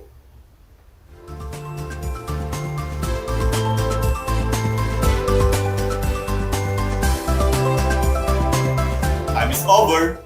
Letter B, 9 pesos and 75 centavos is the correct answer. Did you get it right? Oh, that's awesome! Those who got a perfect score, congratulations! You really mastered your previous lesson. And those who did not, you will have more chances in our succeeding activities. Now, let's proceed to our new lesson. In this lesson, you will learn how to multiply decimals up to 2 decimal places by 1 to 2-digit whole numbers. Let's read the following problem. Sarah receives school allowance even if she studies at home. She saves 9 pesos and 50 centavos every day. How much will she save in 5 days? But before we proceed, I would like to ask you this. Do you also save some money from your allowance? Saving is a good character trait among us. We save so that we can have fun for emergency expenses. If we want something to buy in the future, for higher education, to make our money grow in the bank, for leisure purposes, and many more. Let's go back to our problem. For further understanding, a step-by-step process is introduced in this lesson. First, write the numbers in a column.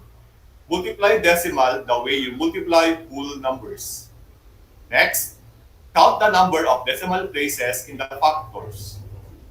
Lastly, place the decimal point in the product. The decimal place in the product is equal to the number of decimal places in the factors. Start counting from right to left, then place the decimal point. Did you get it, class? I hope so. Now, let's find out how much will Sarah save. Step 1, write the numbers in a column. 9 pesos and 50 centavos times 5. Then multiply the way we multiply whole numbers. 5 times 0 equals 0. Next, 5 times 5 equals 25. Write down 5, regroup 2. Then, 5 times 9 equals 45. Add 2, the total is 47. Step 2, count the number of decimal places in the factors. How many decimal places are in the first factor? If you answered 2, yes, that's correct. How about in the second factor? If your response is none, that's right. Now, how many decimal places will there be in the product? If your answer is 2, you got it. Step 3, place the decimal point in the product. Start counting from right to left, then place the decimal point. 1, 2, place the decimal point here. Our final answer is 47 pesos and 50 centavos. Let's have our example number 1. Find the product of 2 and 0.87. Step 1, write the numbers in a column. 0.87 times 2. Then multiply the way we multiply whole numbers. 2 times 7 equals 14. Write down 4, regroup 1. Next, 2 times 8 equals 16, plus 1 equals 17. Write down 7, regroup 1. Then, 2 times 0 equals 0, plus 1 equals 1. Step 2. Count the number of decimal places in the factors. How many decimal places are in the first factor? If you answered 2, yes, that's correct. How about in the second factor? If your response is none, that's right. Now, how many decimal places will there be in the product? If your answer is 2, you got it again. Step 3. Place the decimal point in the product. Start counting from right to left, then place the decimal point. 1, 2, place the decimal point here. Our final answer is 1.74. Did you get it right, kids? You're on target. Sample number 2. Multiply 3.2 times 4. Step 1, write numbers in a column. 3.2 times 4.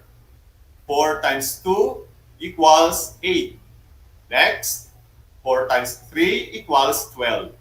Step 2, count the number of decimal places in the factors. How many decimal places are there in the first factor? If you answered 1, yes, you are correct. How about in the second factor? If your response is none, you are right. Now, how many decimal places will there be in the product? If your answer is 1, you got it. Step 3, place the decimal point in the product. Start counting from right to left. 1, then place the decimal point here. Our final answer is 12.8. Did you get the same answer as mine? You're on the right track. Number 3. Multiply 23.12 by 26. Step 1. Write the numbers in a column. 23.12 times 26. Let's start with the ones digit of the second factor for the first partial product. 6 times 2 equals 12. Write down 2, regroup 1. Next, 6 times 1 equals 6, plus 1 equals 7. Then, 6 times 3 equals 18. Write down 8, regroup 1.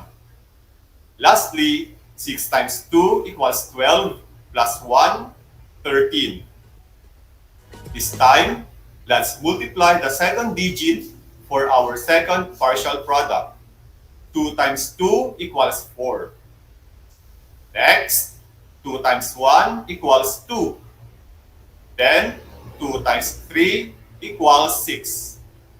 Lastly, 2 times 2 equals 4. To find the final product, add the first partial product and the second partial product. Bring down 2. 7 plus 4 equals 11. Write down 1. Regroup 1. 8 plus 2 equals 10. Plus 1 equals 11. Write down 1. Regroup 1. 3 plus 6 equals 9. Plus 1 equals 10. Write down 0. Regroup 1. 1 plus 4 equals 5. Plus 1 equals 6. Step 2. Count the number of decimal places in the factors. How many decimal places are in the first factor? If you answered 2, yes, you are correct. How about in the second factor? If your response is none, then you are right. Now, how many decimal places will there be in the final product? If your answer is 2, you got it right. Step 3. Place the decimal point in the product. Start counting from right to left. 1, 2, then place the decimal point here. Our final answer is 601.12. Do we have the same answer? Wow! You are doing a great job. Now, let's do the skill. Solve the following. You have 10 seconds to answer each item. If you are watching live on Facebook, you may also type in your answer in the comment box. Are you ready? Let's begin. Number 1. What is 21.4 times 7? Go!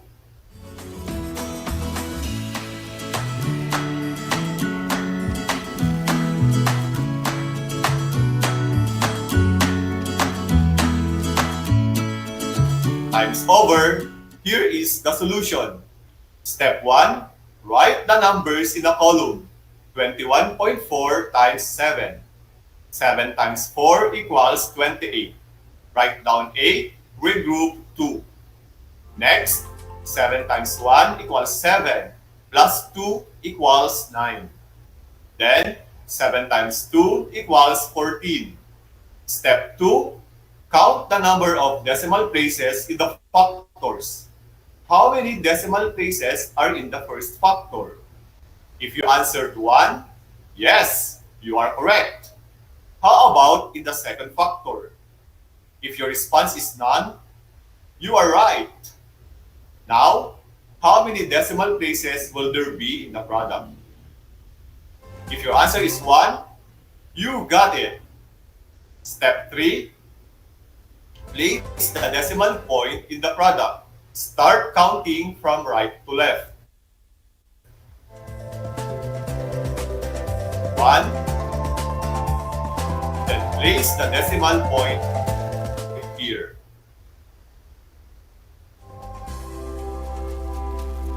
Our final answer is 149.8. Number 2. What is the product of 5 and 7.98? Go!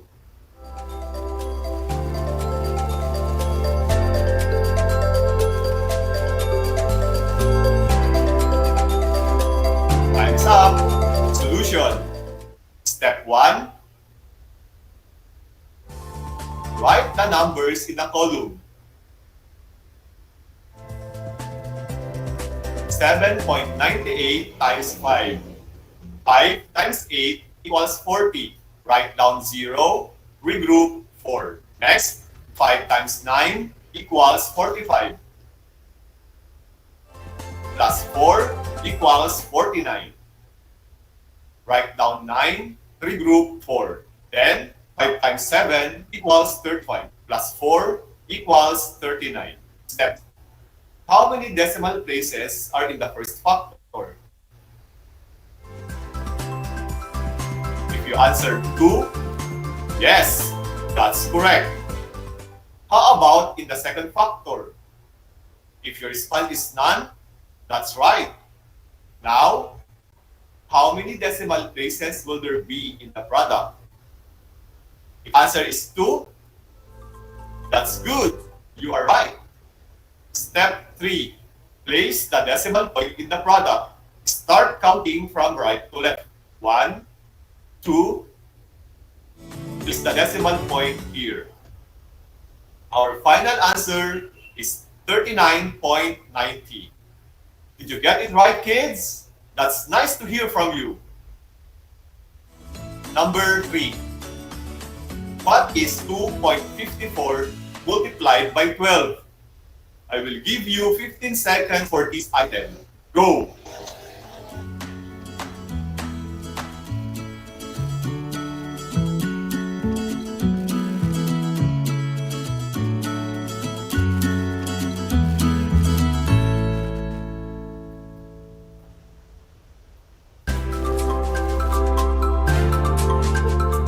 Your given time has ended. Step 1. Write numbers in a column. 2.54 times 12. Let's start with the ones digit of the second factor for the first partial product. 2 times 4 equals 8. Next, 2 times 5 equals 10. Write down 0, regroup 1. Lastly, 2 times 2 equals 4. Plus 1 equals 5. This time, let product. 1 times 4 equals 4. Next, 1 times 5 equals 5. Lastly, 1 times 2 equals 2. To find the final product, add the first partial product and the second partial product.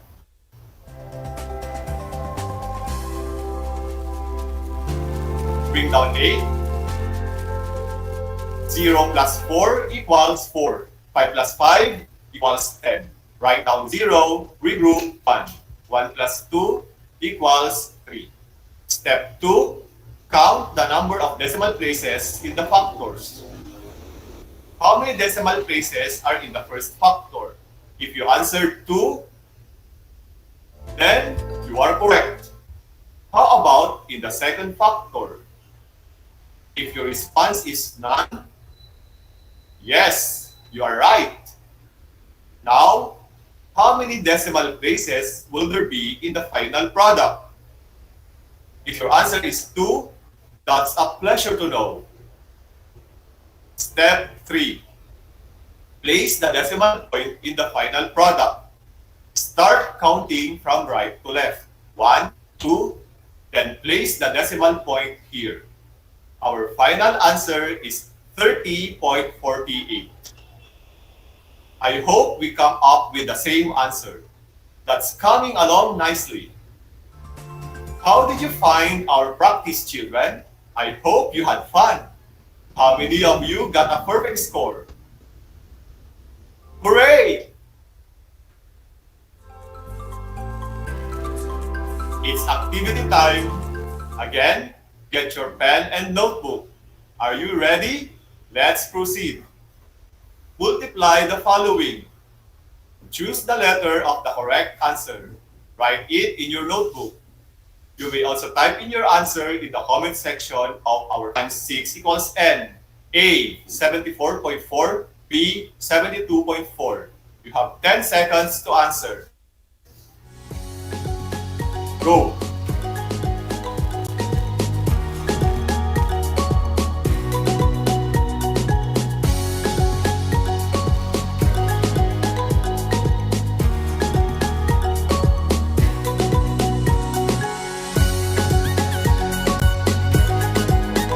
Number 2, 13.91 times 5 equals 10. A, 69.45. B, 69.55. You have 10 seconds. Go!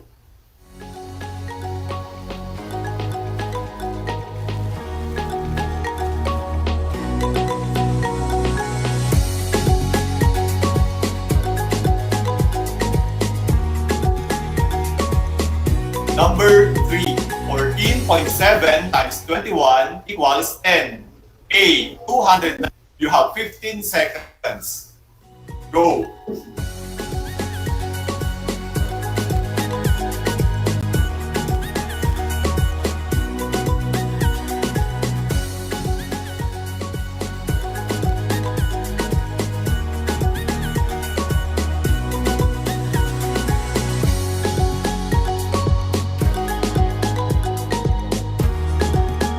We're done, children. Please check your work honestly. Number 1, A, 69.55. Number 3, B, 308.7. I hope you got high scores in this activity. Well done, children. With that, let's sum up our lesson. How do you multiply decimals up to 2 decimal places by 1 to 2-digit whole numbers? Step 1, write the numbers in a column. Then multiply the way we multiply whole numbers. Step 2, count the number of decimal places in the factors. Step 3, Place the decimal point in the final product. Start counting from right to left, then place the decimal point. As easy as 1, 2, 3, children. I hope you can do it properly.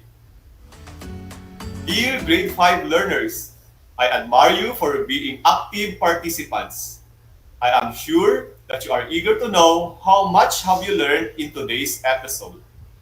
Complete the multiplication table. For those who are listening over DZTC, I will read it for you. Write them so that you can answer properly. In the first column, write the multiplication symbol first. Below it is number 1, 4, number 2, 12. In the second column, at the right of the multiplication symbol, write 1.9. And in the third column, at the right of 1.9, write 12.92. You have 30 seconds. Your time starts now.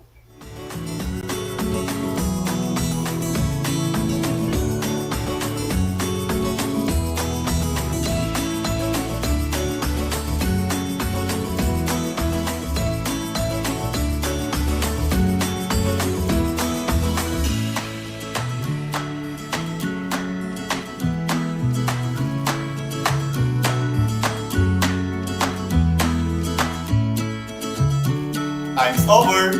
Let's check your answers. Number 1, 7.6. Number 2, 22.8. Did you get 2? If yes, that's fantastic. Next column, number 1, 51.68. Number 2, 155.04. How about here? Are your answers all correct? If yes, you made it happen. If not, you have more time to study the activities in your learners' materials. Dear parents and guardians, please provide assistance to your children in accomplishing their activities. Well, that's it for now, children. You will have more exciting activities next meeting. Once again, I am Teacher Marlon Gutierrez Pexon, your teacher, broadcaster in Mathematics Grade 5. Until next time.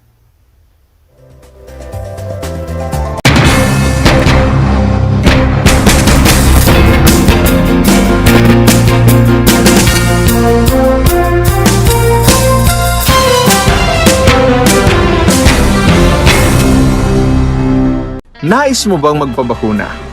Alam mo bang may mga tinatawag na priority eligible groups? Sa bawat priority group, may mga sektor na nakahanay. Kung ikaw ay kabilang dito, wag nang magdalawang isip pa. Halina't magpabakuna na. Simula Hunyo, sisimula na ang pag-roll out ng mga bakuna sa A5 group o ang mga nabibilang sa indigent population. Ito ay ang mga kabilang sa mahihirap na populasyon base sa listahan ng National Household Targeting System for Poverty Reduction o NHTSPR o iba pang verification mechanisms ng local government units. Kaya kung ikaw ay nabibilang sa grupo na ito, tumawag o makipag-ugnayan sa inyong LGU upang malaman ang mga detalye tungkol sa inyong vaccination program katulad ng petsa, oras at lugar kung saan ka magpapabakuna. Humingi ng medical clearance sa inyong doktor kung ikaw ay may autoimmune disease, HIV, cancer, malignancy, dumaan sa organ transplant, kasalukuyang dumadaan sa steroid treatment o nakaratay sa higaan. Huwag kalimutan ang iyong proof of eligibility o mga dokumentong nagpapatunay na ikaw ay kasama sa priority group na ito.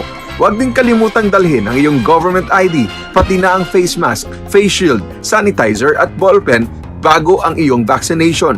At paalala, pagkatapos ng pagbabakuna, huwag mag-atubiling magtanong na makaragdagang impormasyon tungkol sa bakuna na ginamit sa iyo.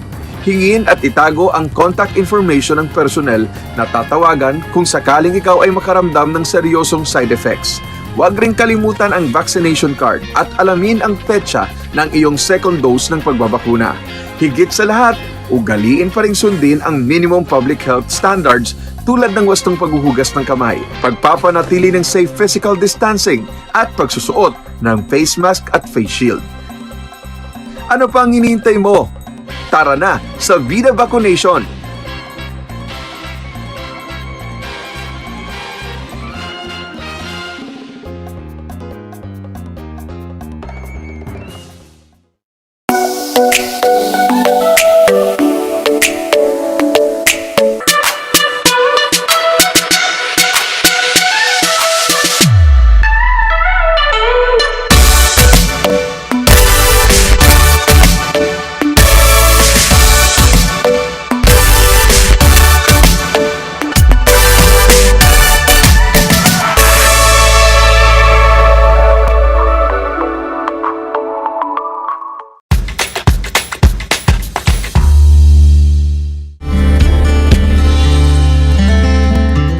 niyo ba na ang Pilipinas ay mayroong 7,641 islands? Mula sa bilang na 7,107 islands, nadagdagan ito ng 534 na isla noong 2017. Tanging 2,000 lamang sa mga islang ito ang natitirhan.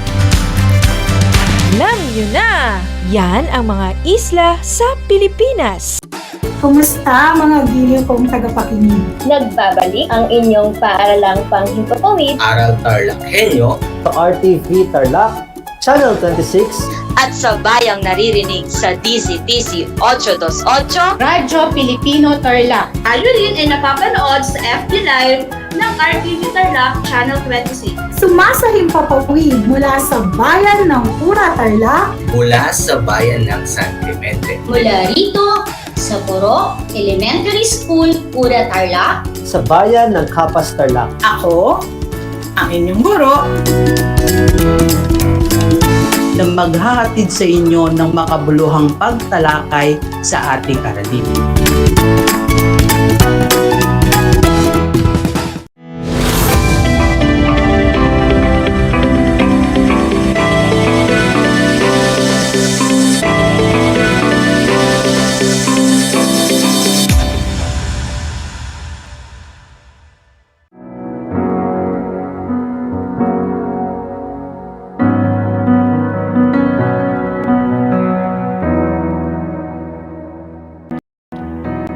O Diyos samang makapangyarihan, pinupuri ka namin at pinapasalamatan sa lahat ng mga biyaya na inyong pinagkalob sa amin sa araw-araw. Buong kababaang loob, Panginoon, na kayo rin ay aming pinasasalamatan sa lahat ng mga biyaya na inyong pinagkaloob sa kabila ng hamon ng buhay na aming nararanasan. Tunay nga po, Panginoon, na kayo ay dakila sa aming lahat, kaya't pinupuri po namin kayo, mahal naming Panginoon. At sa mga oras na ito, Panginoon, dalangin ko po na inyo pong patuloy na proteksyonan ang lahat ng mga pamilya, mga katrabaho, mga kaibigan, sa sakit na siyang aming pinaglalaban, na siyang aming gustong lampasan, na siyang aming gustong malabanan sa mga oras na ito. Patuloy niyo po, Panginoon, ay gawad sa amin ang kagalingan sa lahat-lahat po ng mga sakit na ito. Patuloy niyo pong ipagkaloob sa amin, Panginoon, ang saya upang sa ganun, Panginoon, ay manumbalik po ang normal naming pamumuhay. Dalangin ko ino, Diyos, amang makapangyarihan, na patuloy po ninyong bigyan ng kalakasan at katalinuhan at pagtingin ang pananampalataya ang lahat ng aming mga pinuno, sa lahat ng aming mga leaders, sa lahat po ng mga DEPED officials, sa lahat po ng mga tumutulong sa amin, Panginoon. Kayo po, Panginoon, ang aming sandigan sa lahat ng oras. Dalangin ko rin po sa mga oras na ito, Ama, na inyo pong gabayan ang lahat po ng mga nangangailangan, lahat po ng mga taong patuloy na lumalapit sa iyo, patuloy na nanalangin sa iyo, Diyos. Dalangin ko rin sa iyo, Diyos, Ama, na inyo pong ipagkaloob lahat sa amin, Panginoon, ang aming kahilingan sa bawat oras. Sa lahat po ng mga taong nagdadalamhati, Lord, i-comfort niyo po sila sa kanilang buhay. Sa lahat po ng nawalan ng mga mahal sa buhay, patuloy niyo po sila, Lord, na i-comfort upang sa ganun, Panginoon, ay maramdaman din po nila, Panginoon, ng pag-asa. Dalangin ko rin, O Diyos, na inyo pong patuloy na gabayan ang SDOO Tarlac Province Family. Paigtingin niyo po, Panginoon, ang aming samahan upang sa ganun, Panginoon, ay patuloy po kaming makapaglingkod sa iyo. Dalangin ko rin po, Diyos, na magkaroon po ng katahimikan at kapayapaan sa lahat ng lugar saan mang dako dito sa mundo. Patuloy niyo po, Panginoon, na igawad sa amin ang aming kalakasan, ang katalinuhan, at higit sa lahat, Panginoon, ang pagpapagting po ninyo ng aming pananampalataya sa mga oras na ito, Panginoon. Hiling ko po sa inyo na patuloy niyo po kaming gabayan at ilayo sa anumang karamdaman, lalong-lalo na sa kumakalat na sakit sa oras na to. Panginoon, wala po kami ibang hiling sa inyo, kundi ang patuloy niyo pong ipagkalob sa amin ang aming mga kahilingan, ang masayang buhay. Tulungan niyo po, Panginoon, ang bawat isa sa amin, lalong-lalo na sa aming pamilya, Panginoon. At sa lahat ng mga taong patuloy po na nananalangin at lumalapit sa iyo, Diyos. Dalangin ko rin po, Diyos, na patuloy niyo rin po kaming gabayan sa lahat ng oras, sa lahat ng panahon. Ito po ang aking samot dalangin sa matamis na Panginoon naming Jesus na siyang aming tagapagligtas. Amen.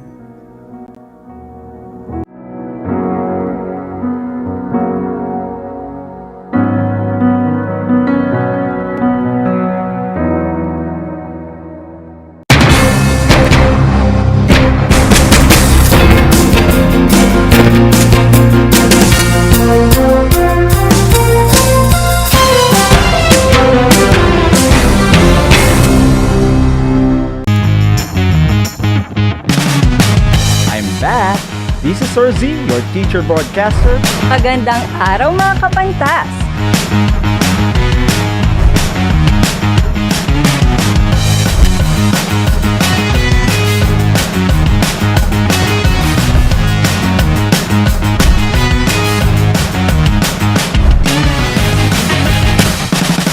Welcome to Aral TarlakHenyo.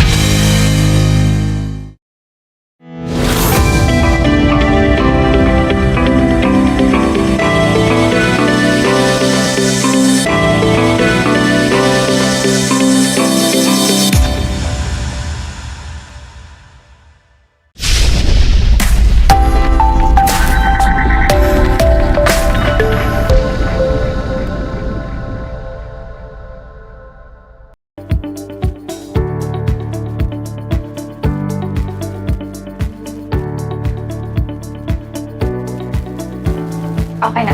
Kayo, tutok pa rin sa Aral TarlakHenyo dito sa RTV Tarlac Channel 26 at sa bayang napapakinggan sa DZTC 828 Radyo Pilipino Tarlac at napapanood sa Channel 100 ng Converge Cable TV. Kamusta mga bata? Magandang tanghali sa inyong lahat, lalong-lalo na sa mga minamahal naming mag-aaral sa ikalimang baitang na nanonood at nakikinig sa atin sa araw na ito. Ako ay si Ginang Amilet R. Florentin, ang inyong teacher broadcaster para sa asignaturang Filipino ng ikalimang baitang. Sumasahim papawid mula sa bayan ng Kamiling, samahan ninyo ako sa 25 minutong makabuluhang talakayan sa araw na ito. Mga bata, bago tayo magsimula sa ating talakayan, maaaring ihanda muna natin ang ating mga learners module, activity sheets, at panulat. Handa na ba ang mga ito? Mabuti kung ganoon. Siguraduhin na nasa komportableng lugar kayo at maayos na naririnig ang ating broadcast. Ngayong araw ay pag-aaralan natin kung paano na ibibigay ang paksa at layunin ng napakinggang kwento, usapan, talata, at napanood na dokumentaryo.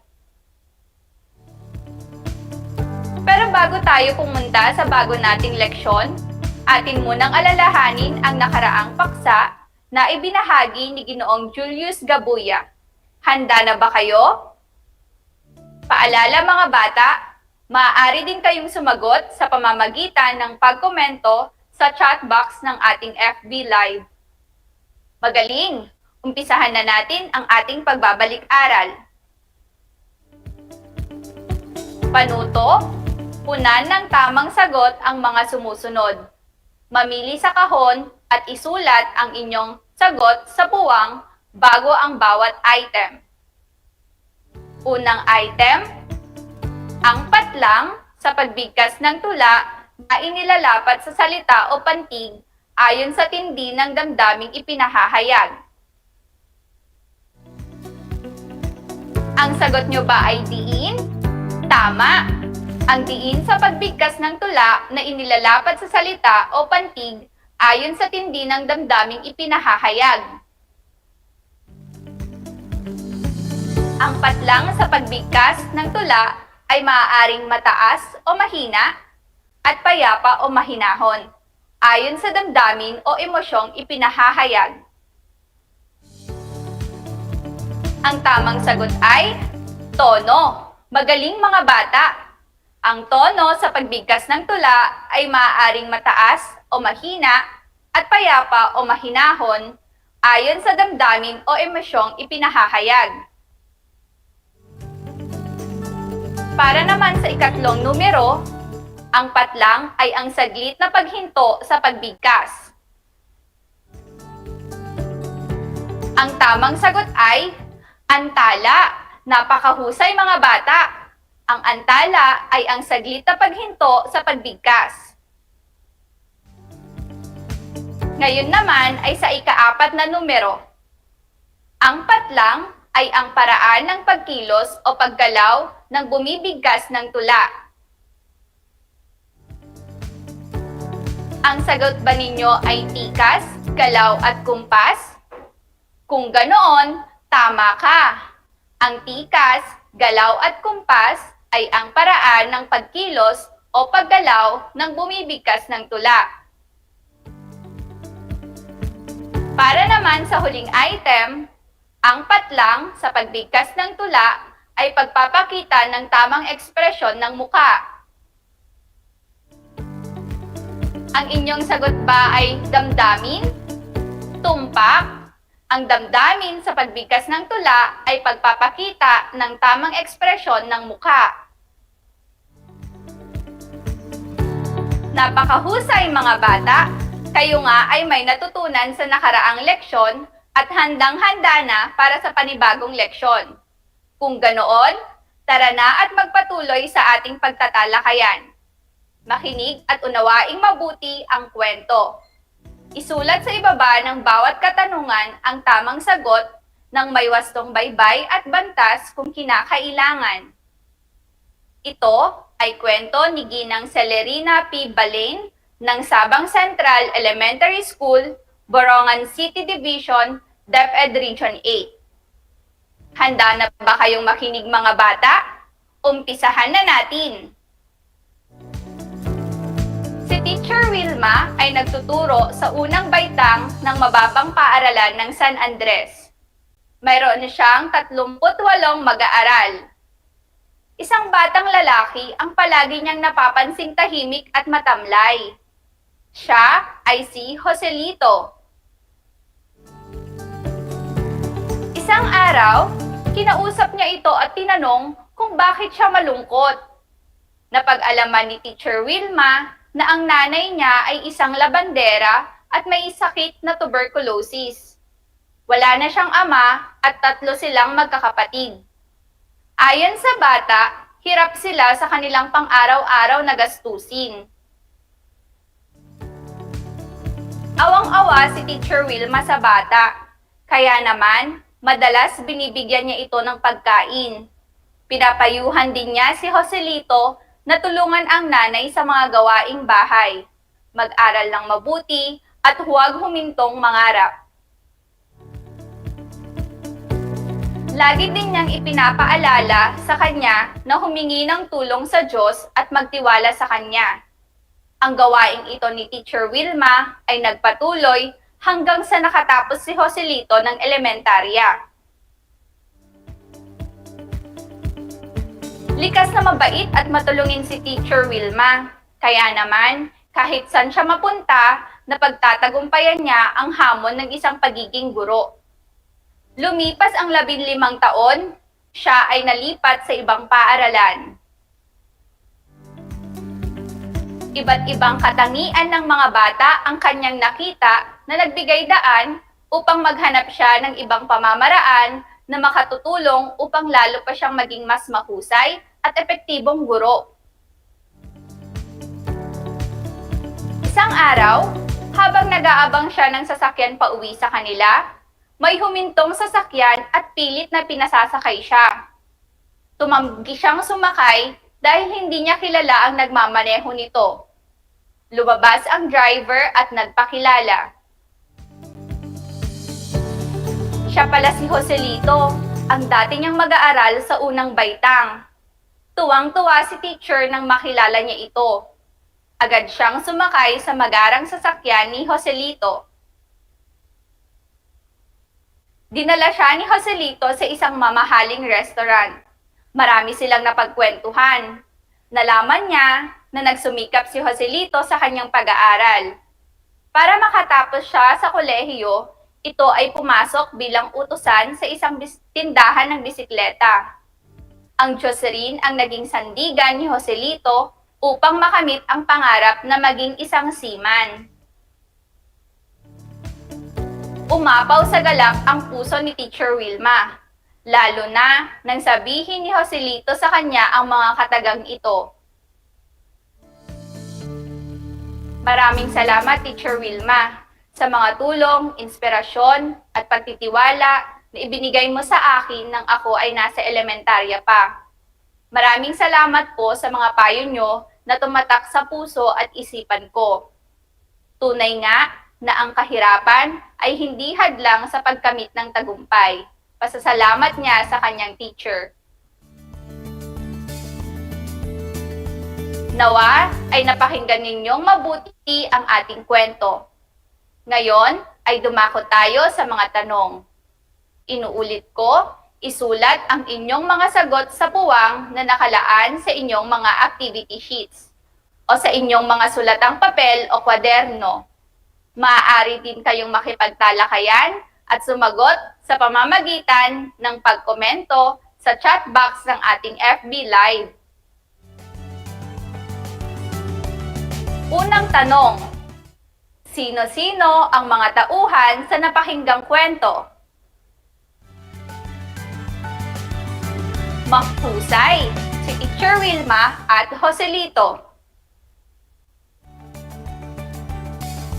Ilarawan ang mga ito batay sa kanilang kilos at pahayag. Tama, si Joselito ay mula sa mahirap na pamilya, mayroong nanay na may sakit, nagsumikap at nagtapos ng pag-aaral. Si Teacher Wilma naman ay isang mabuting guro. Ikatlong tanong, ano ang napag-alaman ni Teacher Wilma na problema ni Joselito? Magaling mga bata, nalaman niyang may sakit ang nanay ni Joselito, wala ng ama at mahirap ang kalagayan sa buhay. Ika-4 na tanong, paano pinalakas ni Teacher Wilma ang loob ni Joselito? Tama ka ulit, sinabihan niyang magtiwala sa Diyos at magsumikap sa pag-aaral. Paano naman nagtagumpay si Joselito? Mahusay, sinunod niya ang payo ni Teacher Wilma, nanalig sa Diyos at nagsumikap. Huling tanong, ano sa inyong palagay ang layunin ng may akda sa pagsulat ng kwentong ating napakinggan? Para sa item na ito, maaari na magkaiba-iba ang inyong mga sagot. Maaaring ang layunin ng may akda ay ang iparating sa atin na hindi hadlang ang kahirapan upang tayo ay magtagumpay. Basta, tayo ay manalig sa Diyos at magsumikap. Napakahusay ninyo mga bata! Sa dinami-rami ng ating napakikinggang impormasyon sa araw-araw, ay napakahalaga na marunong tayong tumukoy ng paksa ng mga impormasyong ito. Nang sa ganoon, ay malaman natin kung aling impormasyon ang tama sa mali. Alam mo ba na ang pagbibigay ng paksa at layunin ng napakinggan nabasa at napanood ay mahalagang kasanayan na humahasa sa iyong mapanuring pag-iisip? Ngunit, ano nga ba ang paksa at layunin? Ang paksa ang pangunahing pinag-uusapan o tinatalakay sa mga akdang gaya ng kwento, usapan, dialogo, balita at iba pa. Ito ay tumutukoy sa pinakamahalagang kaisipan nais iparating ng may akda sa mambabasa. Ano naman ang layunin? Ang layunin ay tumutukoy sa intensyon o nais ng may akda na ipaunawa sa mambabasa. Ito ang kanyang dahilan sa pagsulat ng akdang gaya ng kwento, usapan o dokumentaryo.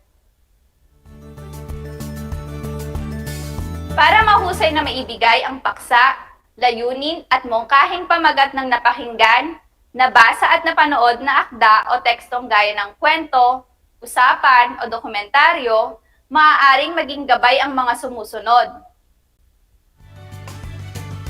Una, unawaing mabuti ang akda o tekstong pinakikinggan, binabasa at pinapanood.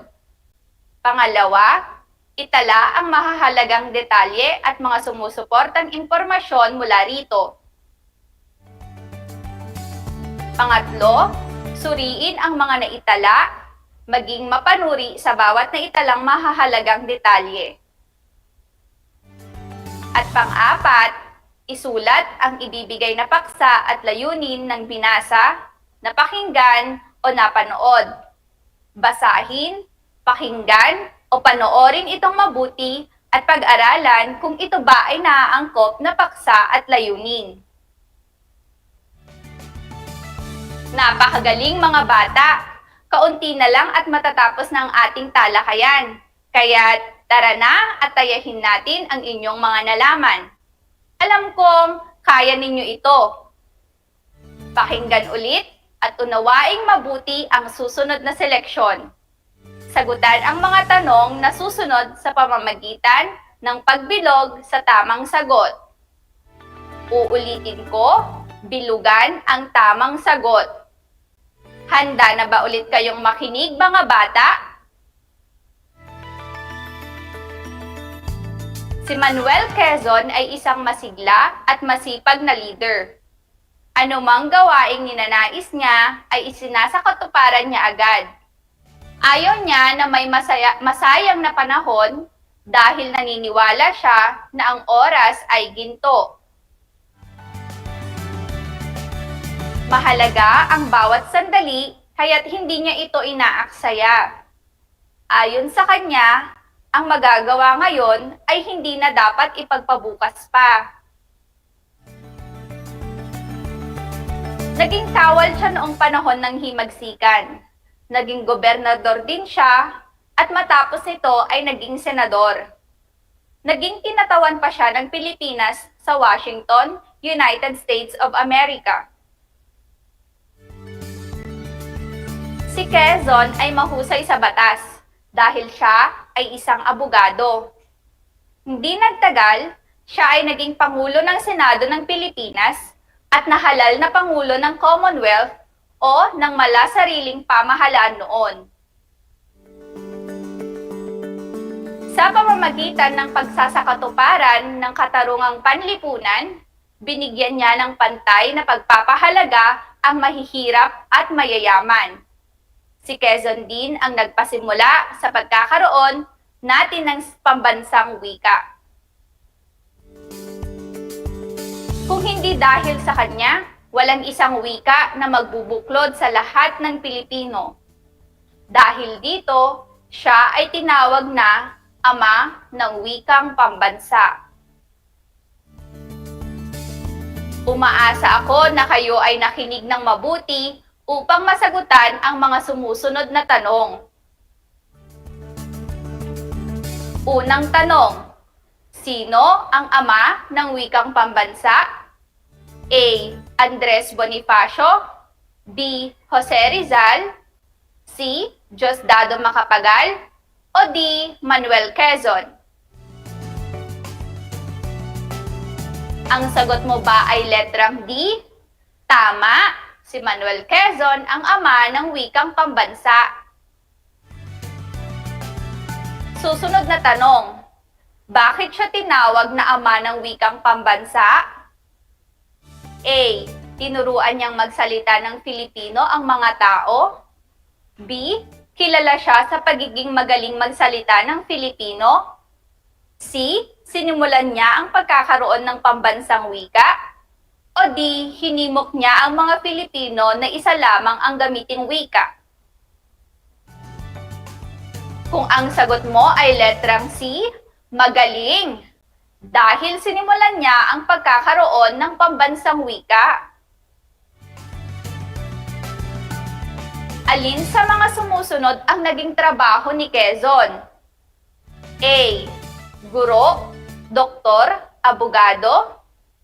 B. Senador, modelo, kawal. C. Alkalde, kongresista, pangulo. O D. Abogado, gobernador, senador. Ang tamang sagot ay letrang D. Abogado, gobernador, senador. Kahanga-hanga mga bata. Anong uri ng pamahalaan ang pinamumunuan ni Manuel Quezon? A. Pamahalaan ng biyak na bato. B. Pamahalaang Commonwealth. C. Pamahalaan ng Ikatlong Republika. O D. Pamahalaang Revolusyonaryo. Tumpak, letrang B. Pamahalaang Commonwealth. Bakit kaya niya sinabing ang magagawa ngayon ay hindi na dapat ipagpabukas pa? A.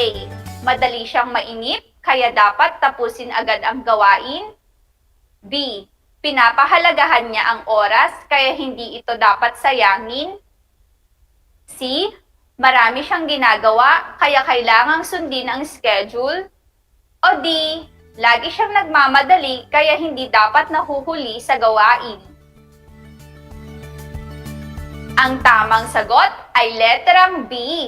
Pinahahalagahan niya ang oras, kaya hindi ito dapat sayangin.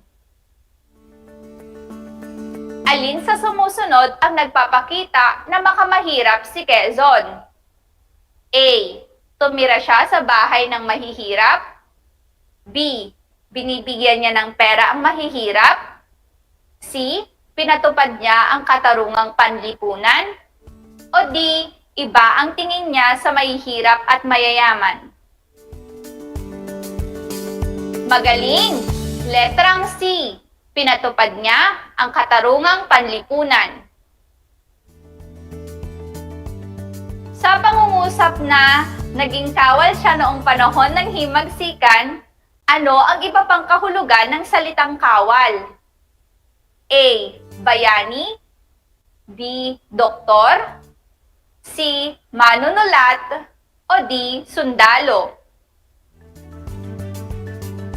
Kahanga-hanga. Ang tamang sagot ay letrang D. Sundalo. Anong uri ng seleksyon ang binasa mo? A. Alamat. B. Kwentong bayan. C. Pabula. O D. Talambuhay. Mahusay. Ito ay isang talambuhay. Letrang D. Para sa 2 puntos, sang-ayon ka ba sa ginawang hakbang ni Quezon na magkaroon tayo ng pambansang wika? Oo o hindi? Ipaliwanag ang sagot.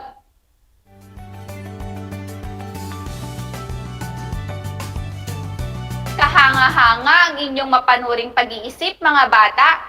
Binabati ko kayo sa napakagandang talakayan natin ngayong araw. Para sa karagdagang gawain, maaari nyo itong sagutan pagkatapos ng ating on-air broadcast. Ipabasa sa kapatid o kahit sinong kasama sa bahay ang mga sumusunod na usapan. Makinig at unawain ito ng mabuti. Sagutin ang mga tanong na nasa ibaba ng inyong sagutang papel. Ang aking pagbati sa inyo mga bata. Dito na nagtatapos ang ating talakayan. Labis ang aking kagalakan dahil kayo ay aking nakasama. Umaasa ako na lubos ninyong naunawaan ang aaralin natin ngayon. Muli, ako si Ginang Amelet R. Florentin, ang inyong teacher broadcaster sa Filipino 5 sa araw na ito. Laging tandaan, gaya ni Joselito sa ating unang kwento, manalig sa Diyos, magtiwala sa sarili, at magsumikap sa pag-aaral. At sa buhay upang makamit ang inyong tagumpay. At ang abakada, ako bibo kasi dapat. Hanggang sa muli mga bata, maraming salamat!